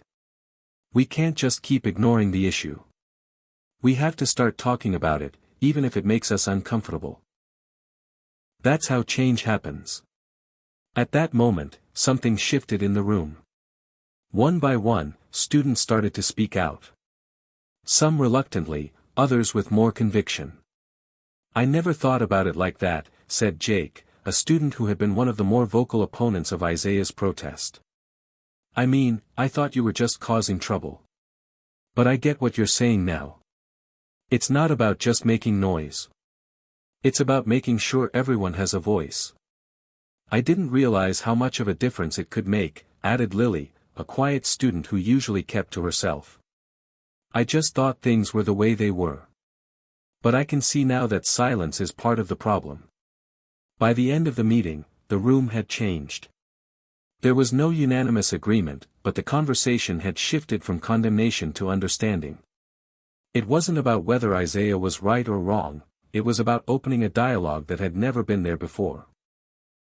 When the meeting adjourned, Isaiah felt a small glimmer of victory. It wasn't the outcome he had hoped for, but it was a start. The students were listening. Some of them were even starting to get it. And that was more than he had ever expected. As he walked out of the room, Maya caught up to him. "You did it, Isaiah. You got them to listen." Isaiah smiled, though it was a tired smile. "It's not over yet, Maya. But it's a start." Later that evening, Isaiah sat down at his desk, reflecting on everything that had happened. The past few weeks had been exhausting, and there were moments when he wasn't sure if he could keep going. But after that student council meeting, he felt something he hadn't felt in a long time: hope. He wasn't done. Not by a long shot. He wasn't just fighting for his own voice anymore, he was fighting for every student who had been overlooked, dismissed, or silenced. And if that meant facing more opposition, more hate, more fear, he was ready. Isaiah wasn't alone in this fight anymore. The voices of his classmates, even the ones who had once been his critics, were beginning to speak out, too. The battle was far from over, but he knew one thing for sure, he was not backing down. The days after the student council meeting felt surreal to Isaiah. There was an unexpected energy in the air, a buzz of change that was both exhilarating and overwhelming. As more students began speaking up, rallying behind him, Isaiah thought he had finally broken through, finally made them see that his fight was bigger than just one person. But what he didn't know was that every change, every shift in power, always came with its own set of challenges. One Thursday afternoon, as Isaiah was walking to his last class of the day, he overheard a conversation between two teachers in the hallway. They were speaking in hushed tones, but Isaiah was close enough to hear their words clearly. "I've been hearing a lot about this movement Isaiah's starting," one teacher said. "I'm just not sure where this is all going. There are parents calling the school, voicing their concerns about how this is affecting their kids. They don't want their children caught up in this mess." "It's not even about the kids anymore," the other teacher replied. "It's about the board. They're not happy with how things are going. There's talk about shutting him down before this spreads any further. They're trying to figure out how to spin this so it doesn't blow up in their faces." Isaiah froze, his heart pounding. He hadn't heard anything like that before. The school board? The administration? The resistance wasn't just coming from his classmates anymore. It was coming from the very people who were supposed to be helping him.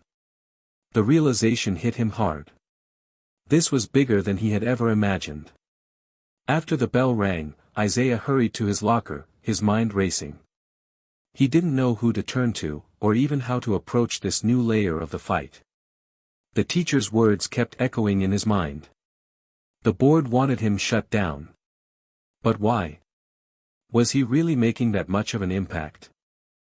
When Isaiah got home, he went straight to his room. He wasn't in the mood to talk to anyone, not even his dad. His father, however, noticed immediately. "Isaiah, you okay?" his dad asked, knocking softly on his door. Isaiah sat on his bed, staring at the floor. "I don't know, Dad. I thought I was doing the right thing. I thought people were starting to understand what I was fighting for. But now I'm hearing that the school's board is involved. They want to stop me." His dad sat down next to him, placing a hand on his shoulder. "Isaiah, what you're doing is bigger than just school politics. Sometimes the system doesn't like change, especially when it threatens the way things have always been. But you can't stop now. The people behind the board, behind the system, they're scared. Scared of what your movement means, scared of the power you've started to awaken." Isaiah looked at his father, his heart heavy. "But how do I fight against that? What do I do when the people I thought were on my side are the ones trying to shut me down?" His dad smiled, though it was a bittersweet smile. "The fight is never easy, son. But the people who resist change are the ones who fear it the most. And that fear is what gives you power." The next day, Isaiah decided he wasn't going to wait for the board or the administration to make their move. He had to act, to take the conversation into his own hands. He called Maya and Deshaun, telling them about what he had overheard. "We need to get ahead of this," Isaiah said as they sat down at the diner after school, the clink of silverware and murmurs from other patrons filling the background. "The school board is getting involved.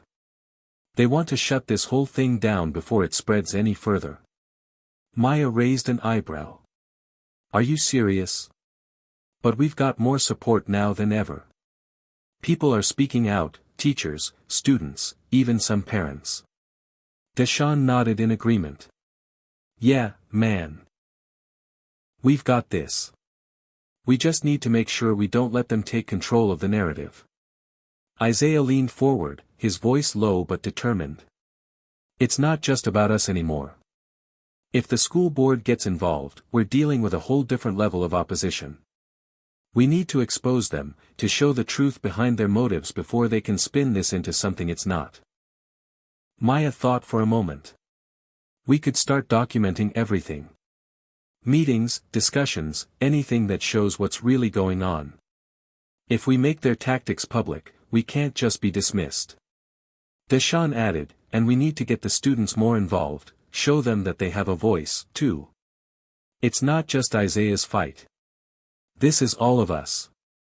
Isaiah nodded, feeling a sense of relief wash over him. He had a plan. This wasn't just his battle, it was theirs too. Later that evening, as Isaiah was working on his plan, his phone buzzed with a new message. It was from Maya. I just got word that some of the teachers are meeting tomorrow with the board. They're talking about setting up a formal investigation into the protest. Isaiah's heart sank. The investigation. They weren't just trying to silence him, they were going to try and make everything he'd done look like a mistake, something that needed to be corrected. This was a coordinated effort to take him down. But Isaiah wasn't going to let that happen. He couldn't. He had come too far. He had already seen how his actions were making a difference, how people were waking up to the truth. He couldn't let fear or intimidation stop him now. The following morning, as Isaiah arrived at school, he felt a new sense of urgency. He wasn't just fighting for his own future anymore, he was fighting for the entire student body. This movement, this struggle, it wasn't about him. It was about all of them. Isaiah walked straight to the student lounge, where a small group of his supporters had gathered. They looked at him expectantly, knowing that something big was about to happen. The board was trying to discredit him. They were trying to erase everything he had worked for. I know the administration is trying to shut us down, Isaiah began, his voice steady. But we're not backing down. We're going to expose the truth, no matter what. We've got the power to make a difference, and I'm not going to let anyone take that away. The group nodded, some of them whispering among themselves. They were ready. They understood what was at stake. Isaiah wasn't alone in this fight anymore. By the end of the day, the movement was picking up even more momentum. A few teachers, ones who had quietly supported Isaiah all along, had agreed to help spread the word. Students began to gather around, some sharing stories of their own struggles, while others were simply looking for a way to help. Isaiah's fight had just begun, but now, more than ever, he felt like he had a real chance. The hidden agenda of the school board and administration might have been a threat, but it was also the very thing that would fuel his next move. He wasn't alone. And that made all the difference. The following week, the tension in the school was palpable. The atmosphere had shifted from one of nervous anticipation to outright confrontation. Every hallway conversation, every whispered discussion in the cafeteria, it all seemed to center around Isaiah. His movement had gone from a small ripple to a force that couldn't be ignored, and with that came the inevitable pushback from those in power. Isaiah knew things were getting serious when he received a call during lunch one day from Maya. Her voice was tight, the urgency clear. Isaiah, I don't know how to tell you this, but the school is pulling in students for questioning, Maya said. A few students who've been vocal in your support are being asked about their involvement. The administration's trying to turn people against you. Isaiah's stomach churned. He had expected resistance, but this felt different. It wasn't just the typical pushback from classmates or some frustrated teachers. No, the higher-ups were now making moves, and it was clear they wouldn't stop until they had silenced him and everyone who stood with him. Who's being questioned? Isaiah asked, trying to keep his voice steady. Lily and Jake, mostly. They're the ones the administration is focusing on. And I've heard that some of the teachers are being pressured, too. It's like a witch hunt. Isaiah clenched his jaw. He couldn't let this stand. The fight had escalated beyond anything he could have imagined, and now he had to make a choice. He could keep pushing forward, knowing the risks, or he could back down. But backing down wasn't an option. "I'm going to meet with them," Isaiah said, his voice firm. "I can't let them get away with this." "Thanks for the heads up, Maya." As the conversation ended, Isaiah felt the weight of his decision settle on his shoulders. He wasn't just fighting for himself anymore. The battle was bigger than that. It was for everyone who had ever been afraid to speak up, for everyone who had ever felt their voice wasn't heard. Later that day, Isaiah met with Lily and Jake at the park after school. Their faces were tired, but there was a fire behind their eyes that made Isaiah's resolve stronger. The three of them sat down on a bench beneath the shade of a large oak tree, away from the prying eyes of the school. "I can't believe they're doing this," Lily said, her voice trembling with anger. "I thought we were just standing up for what's right. Now we're being treated like criminals." Jake shook his head. "It's not fair. I just want to help, but I feel like I'm being dragged into something bigger than I can handle." Isaiah looked at both of them, his heart swelling with pride and determination. "You're not alone in this. We're all in this together. They're trying to make us feel small, but we're not backing down. We can't.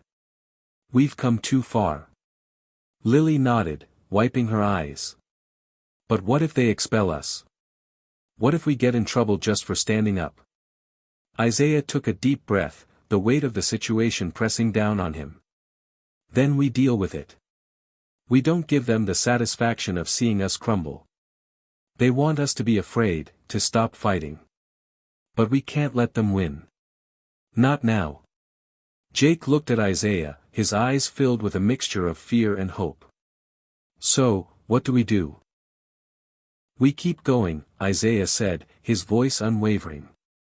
"We keep speaking up, keep raising our voices. We need to remind everyone what this is really about. It's not just about me. It's about all of us, about making sure everyone has a seat at the table. We're not just fighting for change, we're fighting for our future." As the days went by, the pressure only intensified.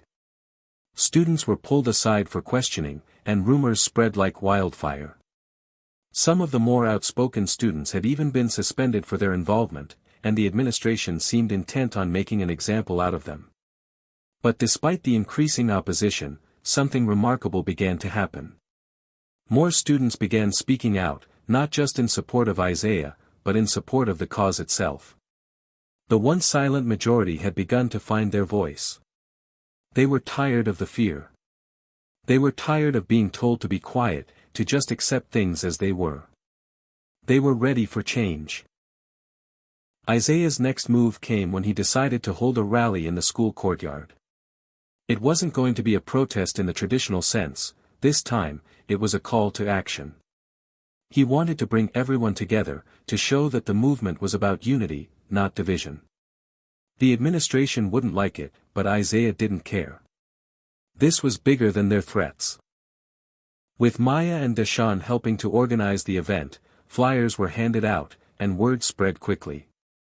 Isaiah made sure that the rally would be peaceful, emphasizing that it wasn't about violence or chaos, but about raising awareness. It wasn't just about his own fight, it was about creating a community that would stand up for what was right. The day of the rally arrived, and Isaiah could feel the energy in the air. As he stood at the front of the courtyard, facing a sea of students, he felt both nervous and empowered. This was his chance to speak directly to his peers, to remind them why they were all standing together. The rally wasn't just a protest, it was a movement. More than 300 students had gathered, some standing quietly in solidarity, others holding signs and banners. The energy was electric, and Isaiah could feel the pulse of hope that filled the air. "Thank you for being here today," Isaiah began, his voice steady, though his heart raced in his chest. "I know some of you are scared. I know some of you don't know what this is really about. But I'm here to tell you that this is about all of us. It's about our voices being heard, about making sure every person in this school, regardless of their race, their background, or their beliefs, feels like they matter." He paused for a moment, his eyes scanning the crowd. "This fight isn't just about me, or about the people who've been standing up alongside me. It's about all of us. If we don't speak up, if we don't raise our voices, nothing will ever change. And if we let fear control us, we lose. The crowd was silent, listening intently. But we're not losing, Isaiah continued. We're winning. We're winning because we're not afraid anymore. We're winning because we're speaking up for those who can't. And we're winning because together, we are stronger than any threat the administration can throw at us. A cheer erupted from the crowd. It was quiet at first, then it grew louder, until the entire courtyard was filled with the sound of support. Isaiah's heart swelled with pride. This was the moment he had been fighting for. This was the tipping point. As the rally concluded, Isaiah knew this was only the beginning. The fight wasn't over. There would be more battles to face, more obstacles to overcome. But for the first time in weeks, Isaiah felt a sense of hope. They were no longer fighting in the shadows. They were fighting in the light, and together, they would keep pushing forward. Isaiah had been riding high after the rally. His words had resonated with so many, and for the first time, it felt like the tide was turning in his favor. The movement was gaining momentum, students were rallying around the cause, and the pressure from the administration was beginning to show cracks. Isaiah could feel it, a shift in the air, a sense of empowerment that was beginning to spread like wildfire. But, just as the energy was building, he knew the fight wasn't over. The system wasn't going to just roll over. It would adapt, evolve, and strike back harder. Isaiah's every move was being watched. The moment he slipped, the moment he faltered, they would be there, waiting for him to fall. The next day at school, Isaiah had a strange feeling as he walked through the hallways. It was like something was different, but he couldn't put his finger on it.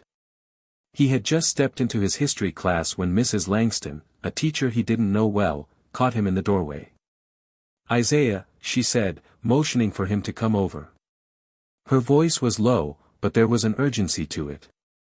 "I need to talk to you. After class, please." Isaiah hesitated for a moment. Mrs. Langston wasn't exactly a supporter of the movement. She had been neutral in her approach to the whole situation, keeping her distance. The thought of a conversation with her made him uneasy. He didn't trust that it would be anything positive. But there was something in her tone that made him feel it was important. The bell rang, signaling the end of class, and the rest of the students filtered out of the room. Isaiah slowly made his way over to Mrs. Langston's desk. She was sitting with a piece of paper in front of her, tapping a pen against the desk nervously. "Please, sit down," she said, gesturing to the chair across from her. "This is important." Isaiah took a seat, his mind racing. What could she possibly want to talk about? Was it another reprimand for his actions? Another warning from the administration? He wasn't sure he was ready for this conversation. "I don't know how to say this," Mrs. Langston began, "but I've been following what you're doing. And I want you to know that I've been impressed with your bravery." Isaiah blinked in surprise. "Impressed?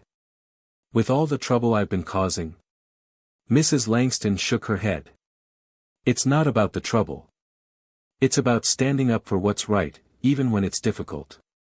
You're pushing for something that matters, something that can change things for the better. And I think you have the potential to make a difference." Isaiah felt his heart rate pick up. This was not at all what he had expected. He had braced himself for a lecture, for another warning that would push him to back off. But here was Mrs.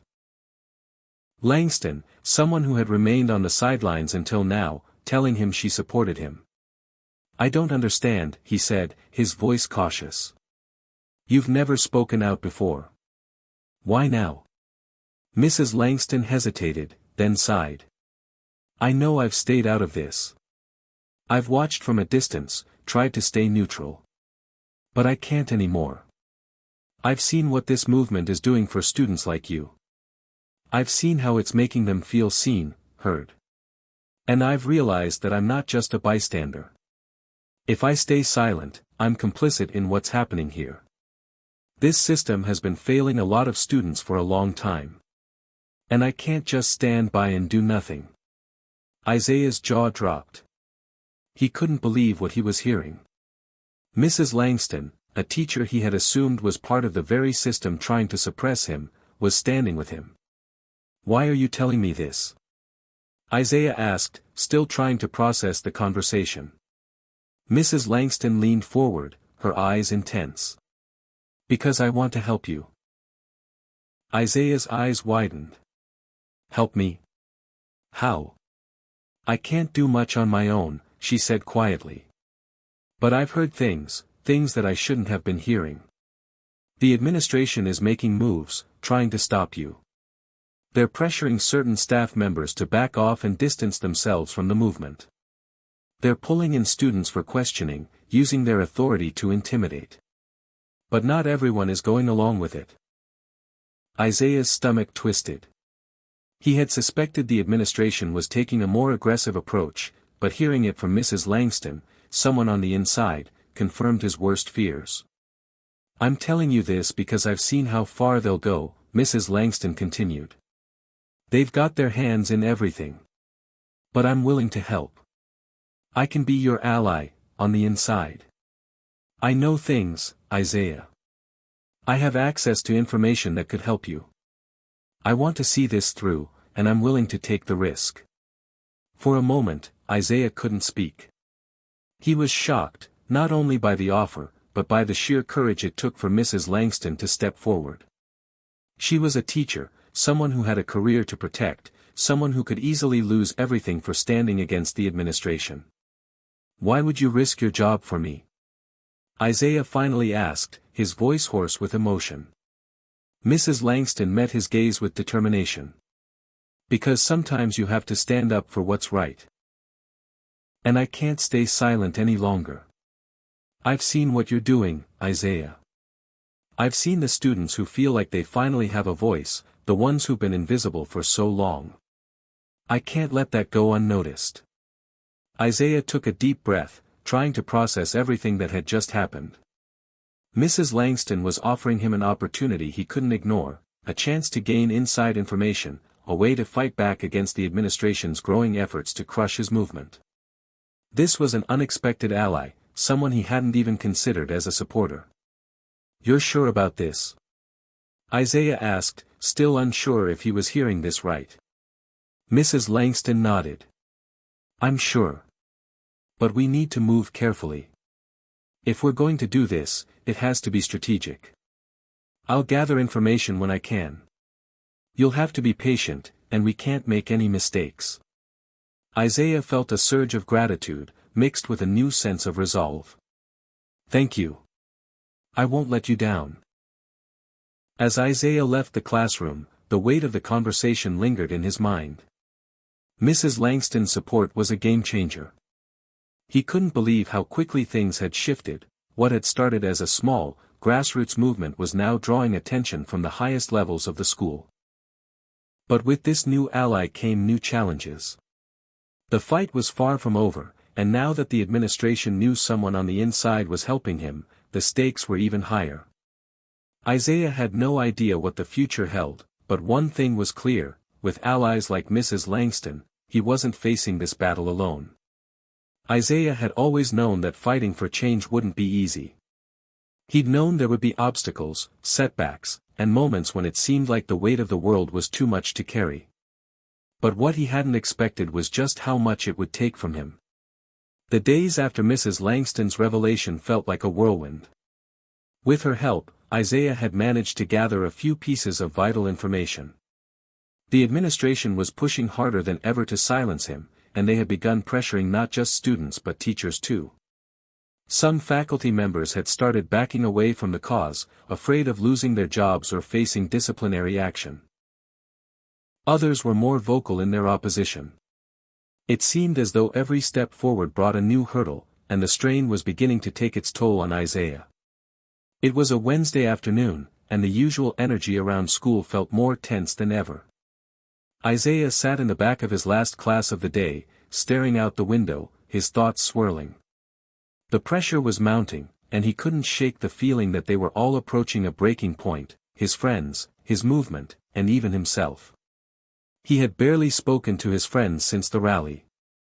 There was too much going on, and each day brought a new development, a new challenge.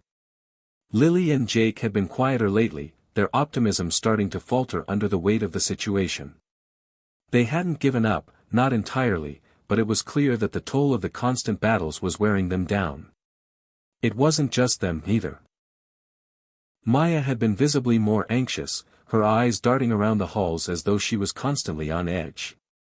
Even Deshaun had started to pull back, his earlier enthusiasm replaced by a wariness that mirrored Isaiah's own. It wasn't just the students who were feeling the strain. Mrs. Langston had kept her word, slipping Isaiah valuable tidbits of information whenever she could. But even she seemed like she was operating in fear, always speaking in hushed tones, glancing over her shoulder.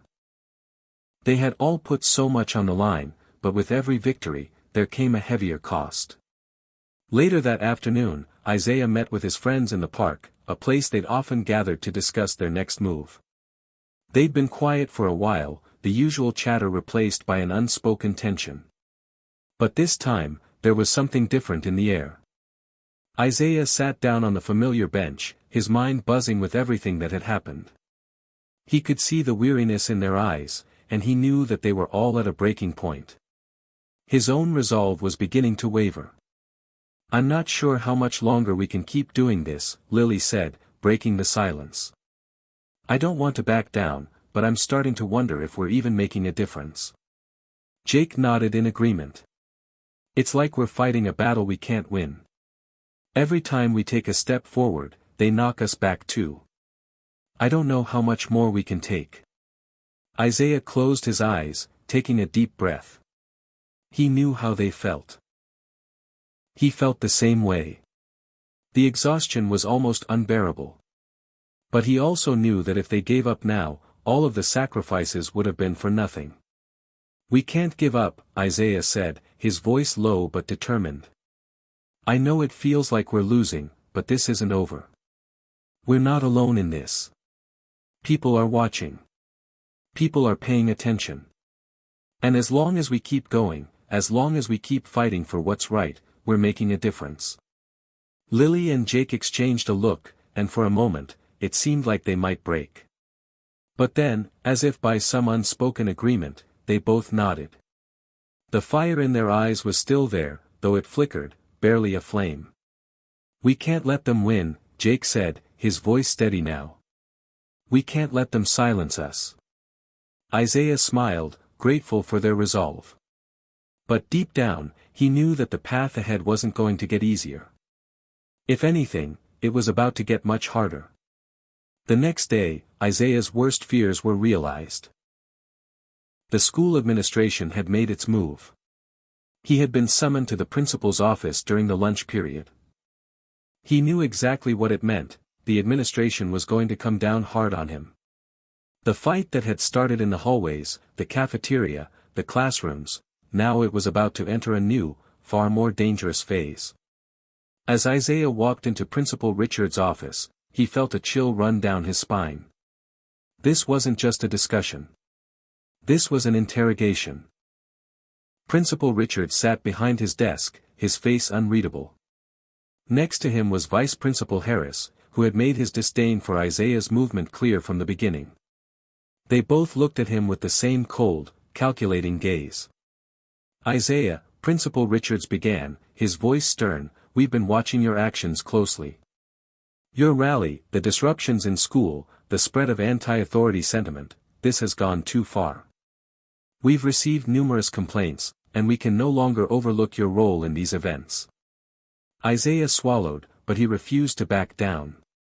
"I'm not the problem here. The problem is a system that's trying to silence people who want to see change. The problem is a system that doesn't listen to its students. There's a limit to what we can tolerate," Vice Principal Harris interjected, his tone harsh. "You've made your point, Isaiah. But this is where it ends." The weight of the moment hit Isaiah like a wave. This was it. This was the breaking point he had feared. The administration was drawing a line in the sand, and he was about to cross it. "Are you expelling me?" Isaiah asked, his voice steady despite the knot in his stomach. "We're considering it," Principal Richard said, his gaze unwavering. "But you have an opportunity to step back. You can end this now, return to your classes, and put all of this behind you." Isaiah felt his chest tighten. The temptation to step back, to end the fight for the sake of his future, was there. But something inside him resisted. He couldn't just walk away. Not now. Not when everything he had worked for was on the line. "I won't stop," Isaiah said, his voice firm. "I can't. If I do, nothing will ever change. If you want to expel me, then do it. But I won't back down." As he left the principal's office, Isaiah's mind raced. He had just taken the first step toward a battle that could cost him everything: his education, his future, his relationships. And yet, in that moment, he felt a sense of clarity he hadn't felt in weeks. This was the moment that would define him. There would be no turning back now. The weight of the principal's words still hung heavily on Isaiah as he walked out of the office. He hadn't expected it to feel like this, like a door closing, the echo of finality in the air. It was as if his entire future was hanging by a thread. The questions that had plagued him for days only seemed to intensify now. Was it worth it? Could he keep going? Or was it time to turn back? Walking through the hallways, Isaiah's mind replayed his conversation with Principal Richards over and over again. He hadn't backed down, not when they'd offered him a chance to stop, not when they'd threatened expulsion. But the cost of continuing this fight had never been clearer. And as the minutes passed, it felt like the ground beneath him was shifting, like he was standing on the edge of something, waiting for a sign, any sign, that would tell him what to do next. He made his way to the courtyard, where he knew his friends would be waiting for him. They were the ones who had been by his side from the start, the ones who had shared in his victories and struggles. It was time to share the weight with them. Lily, Jake, Maya, and Deshaun were gathered under the large oak tree, their eyes focused on him as he approached. There was a tension in the air, an unspoken understanding that something important had happened. Isaiah could feel the concern in their gazes. "So, what happened?" Jake asked, his voice quiet but urgent. Isaiah didn't answer immediately. He sat down beside them, taking a deep breath. "They want me to stop. They gave me an ultimatum: end the movement, go back to being just another student, or face expulsion. It's getting worse." Lily's face softened with sympathy, but her eyes were still sharp, filled with concern. "What are you going to do?" "I don't know," Isaiah admitted, running his fingers through his hair. "It feels like there's no way out. Every time I take a step forward, they push back harder. I thought we were making progress, but now, it's like we're fighting a losing battle. I'm scared, guys. I'm really scared." Maya leaned forward, her brow furrowed. "But you can't stop now, Isaiah. This is bigger than any of us. You've made it this far. If we stop now, everything we've worked for will be in vain." Isaiah looked at her, but her words didn't seem to carry the same weight they once did. He knew she was right. If they stopped now, they would lose everything. But the cost of continuing was starting to feel too great. His mind was torn between two paths, one where he kept fighting, risking everything in the process, and one where he pulled back, salvaging his future at the expense of the movement. "I know," he said quietly. "But I don't know how much more I can give. It feels like I'm being pushed into a corner. Like there's no way out." Deshaun was silent for a moment, then spoke, his voice low and steady. "Man, it's hard. No one's saying it's easy. But you've already lost so much to get here. If we stop now, we've given them everything they wanted. We've let them win." Isaiah could hear the truth in Deshaun's words, but it didn't make the decision any easier. If he chose to keep fighting, he could lose everything: his education, his future, the support of his family, maybe even his friends. But if he chose to walk away, what kind of person would he be? What would he stand for? Lily spoke next, her voice soft but unwavering. We can't let them decide our fate, Isaiah. This is our fight. You've inspired so many people. And there are others out there who need you to keep going. This is bigger than just us. We've started something, and we can't just abandon it now. Isaiah stared down at his hands, his fingers tightening into fists. He felt torn in two directions, one leading to safety, and the other to a future that was uncertain and full of risk. The movement had given him purpose, but it had also pulled him into a whirlwind of conflict that seemed like it might consume him entirely. The choice between standing up and walking away was becoming unbearable. I don't know if I can do it anymore, Isaiah muttered, his voice cracking. I feel like everything is crumbling around me. I'm not sure how much longer I can keep fighting without losing myself in the process. For a long moment, there was nothing but silence. The wind rustled the leaves of the oak tree, and the sound of distant conversations filled the air. But in that silence, Isaiah's mind was racing, his heart torn between the pull of fear and the weight of his convictions. Finally, Maya broke the silence, her voice calm but resolute. You've already shown us what it means to fight for something bigger than ourselves. But we're with you, Isaiah. Every step of the way. If you can't do it alone, we'll fight with you. Together. Isaiah looked up at his friends, their faces filled with determination. For the first time in days, he felt a sense of clarity.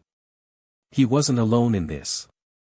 They were all in this together, and no matter what the cost, they would fight for what was right. He took a deep breath, his resolve beginning to solidify. Okay. Let's keep going. We're not stopping. Not now. Not ever. Later that night, Isaiah sat alone in his room, reflecting on the conversation he'd had with his friends. He knew there was no turning back now. The path ahead would be difficult, far more difficult than anything he had faced before, but he was ready to face it head-on. He didn't know what the future held, and he couldn't predict how things would unfold. But one thing was certain, he couldn't let fear control him. He had to be the change he wanted to see, no matter what. The next day, Isaiah made a decision that would alter the course of his movement. He couldn't keep waiting for a sign, for someone to tell him what to do. He had to act. Isaiah reached out to Mrs. Langston again, asking her to help him organize the next steps. He needed to be strategic, and he needed to be careful. But it was time to take the fight to the administration in a way that couldn't be ignored. It wasn't going to be easy, and the risks were enormous. But Isaiah was ready. He had a purpose now. One that was bigger than any single setback, any threat. At the crossroads of his life, Isaiah had chosen his path. He wasn't turning back. He was going to fight, not just for himself, but for every student who had ever felt invisible, unheard, or silenced. And in that moment, Isaiah knew he wasn't alone. The days that followed Isaiah's decision were a blur of strategy and tension. Every move he made was calculated, each step forward a risk that could either strengthen the movement or break it beyond repair. His mind was sharp, but the weight of the situation was like a constant pressure on his chest, making it hard to breathe. The stakes were higher than ever. This was no longer just about standing up for students. It was about fighting for the future, for a vision of change that could either live or die in the next few days. Isaiah had reached out to Mrs. Langston once again, and together they began to put together a plan. A plan that could shake the very foundation of the school's administration. They were no longer trying to appease them or appeal to their better nature. This was no longer about making demands. It was about taking action, drawing a line in the sand, and making sure that it was clear, this was their fight now. But the movement wasn't just Isaiah's. It was Lily's. It was Jake's. It was Maya's. Deshawn's. It was all of them, every student who had stood by him from the beginning. And together, they had one last chance to make their voices heard. The day of the final stand arrived. Isaiah and his friends gathered early that morning, their eyes filled with determination. They had all been through so much, but this was the moment where everything would either come together or fall apart. The tension was palpable, but so was the resolve. They knew what they had to do. "I know this is going to be tough," Isaiah said, standing before them. "But we've come too far to back down now. Today, we're taking the fight straight to the administration. No more games. No more compromises. We're demanding what we deserve." Lily stepped forward, her eyes burning with a fierce resolve. "We've already given everything. Our time, our energy, our voices. This is it. No turning back." Jake nodded, his jaw set. "We've been on the edge for so long. If we don't do this now, we'll lose everything. Not just for us, but for the next generation of students who'll have to face the same battles we did." Maya and Deshaun shared a look, both of them silently agreeing. It was all or nothing now. Isaiah could see it in their eyes, there was no doubt. They were ready. And together, they would face whatever came next. They began the day by rallying the students. Word had spread fast, and the halls of the school were buzzing with excitement and anxiety. Students gathered in groups, whispers of what was about to happen filling the air. Isaiah knew that this was the moment when they had to show their strength, not just to the administration, but to each other. They needed to know that they were united, that they could not be divided, no matter what came next. At noon, they took their positions. Isaiah stood at the front, his heart pounding in his chest, as the other students lined up behind him. It was more than just a protest now. This was a movement. It was a stand against everything they had been forced to endure. The injustice, the silencing, the discrimination. They weren't just standing for themselves, they were standing for every student who had ever felt voiceless. The crowd gathered in front of the administration building, a sea of faces, all determined and filled with a sense of purpose. Isaiah took a deep breath and stepped forward, ready to lead. But just as he was about to speak, the doors of the administration building swung open. Principal Richards and Vice Principal Harris emerged, their faces stern and unsmiling. Behind them, a group of security officers stood at attention, their eyes scanning the crowd. It was clear they were ready for a confrontation. Isaiah's heart raced. This was it. The moment he had been waiting for, and dreading. The moment that would determine everything. "Isaiah," Principal Richards called out, his voice echoing through the courtyard. "This needs to end. You've crossed the line. We've given you every opportunity to stop, but now you've pushed us too far." Isaiah stepped forward, his voice steady and strong. "No, Principal Richards. You've crossed the line. You've ignored us, silenced us, tried to bury the truth. But we're done being silent. We're done being ignored." He could feel the weight of every pair of eyes on him. His friends, the students, the faculty, even the security officers who had been positioned to intimidate them. But in that moment, Isaiah knew he had to stand tall, no matter what. "This isn't just about me," Isaiah continued, his voice rising with conviction. "This is about every student in this school who's ever been ignored, overlooked, or silenced. This is about us taking our future into our own hands. We're not backing down anymore. We're standing up for what's right." The crowd behind him began to cheer, their voices rising in unison. It was a wave of sound that filled the air, a signal to the administration that they couldn't be ignored anymore. The energy was palpable, electric. Isaiah could feel it in his veins. This was the moment they had all been waiting for. Principal Richard stepped forward, his face contorted with anger. "You're making a huge mistake, Isaiah. You have no idea what you're up against." Isaiah met his gaze head-on. "I know exactly what I'm up against. And I'm not afraid anymore." Just then, the crowd erupted in shouts of support, their voices growing louder with each passing second. The noise echoed through the courtyard, the sound of students standing together for the first time in years. It was a force that could not be stopped. As the shouting continued, Isaiah turned to his friends, his eyes meeting theirs. There was no turning back now. But they were ready. Together, they had fought for this moment.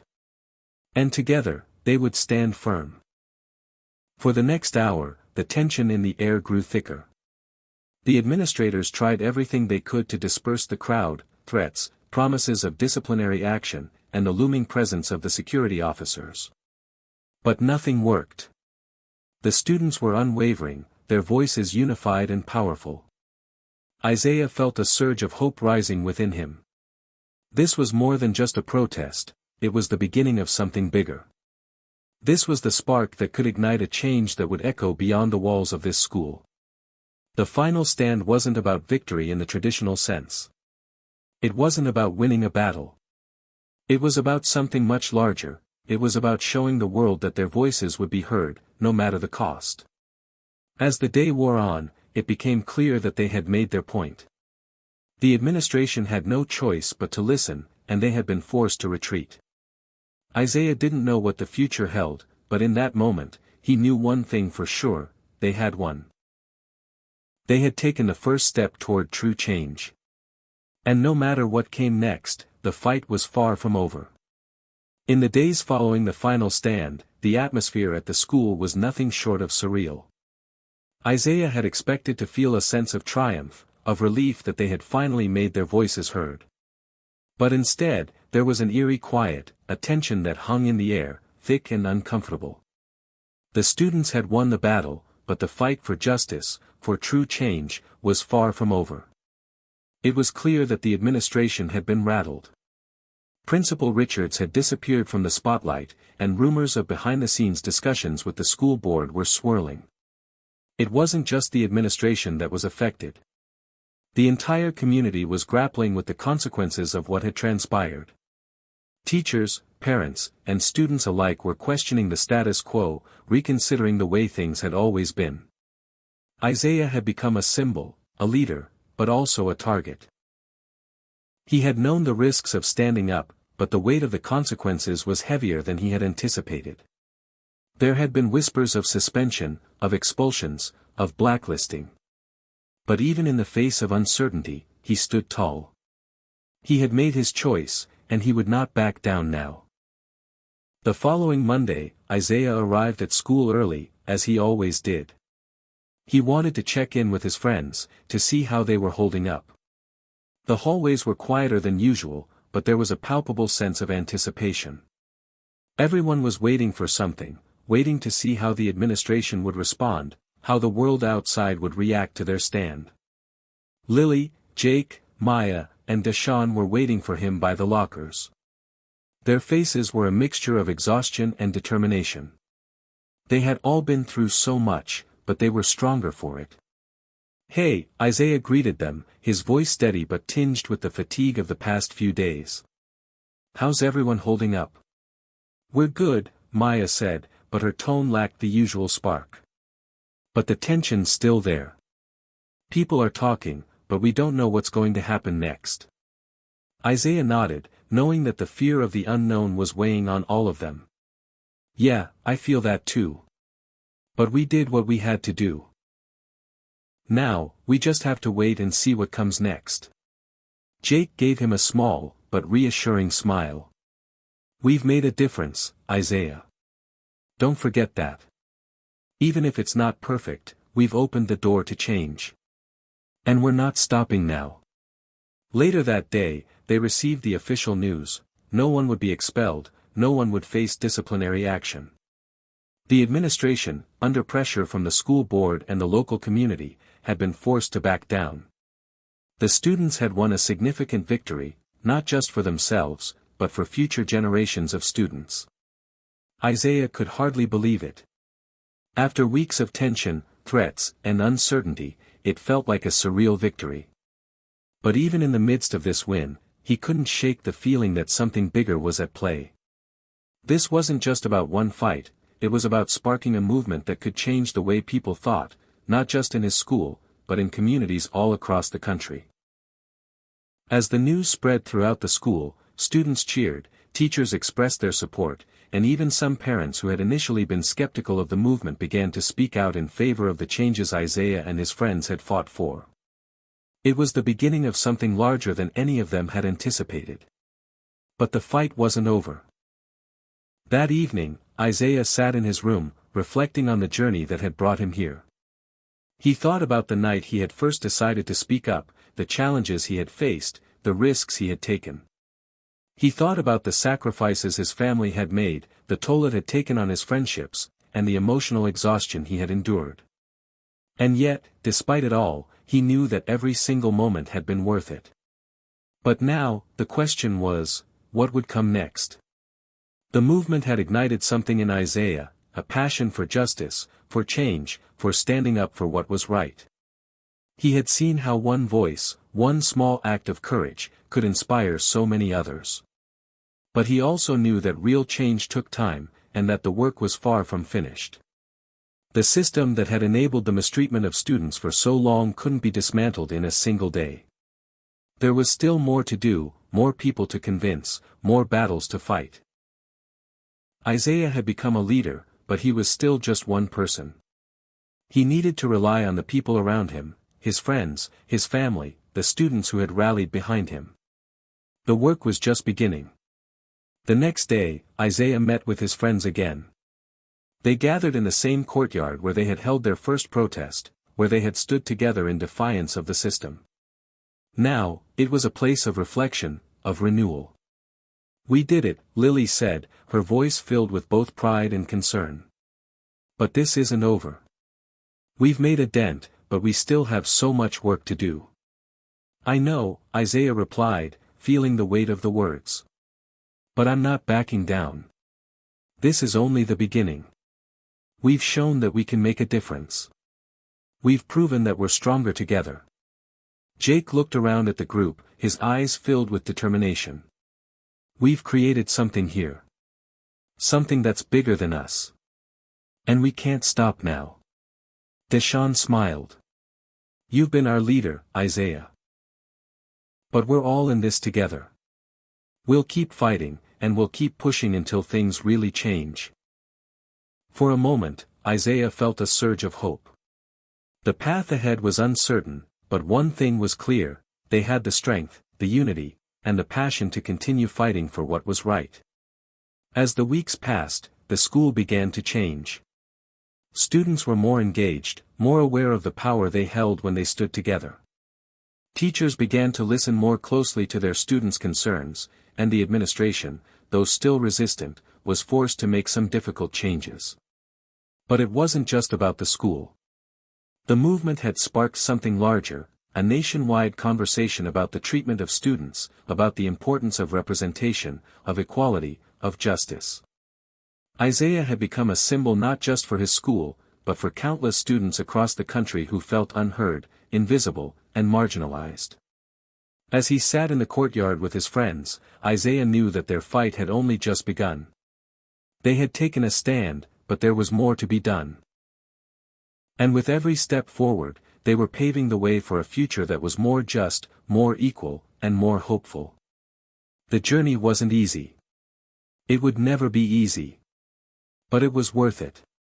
And as Isaiah looked around at the faces of his friends, his family, the people who had stood by him through everything, he knew one thing for sure: they weren't just fighting for themselves anymore. They were fighting for a future that belonged to everyone. Hit subscribe and leave a comment with where you're watching from. This story might just spark a new beginning. What's one thing that always pushes you forward, even when things get tough?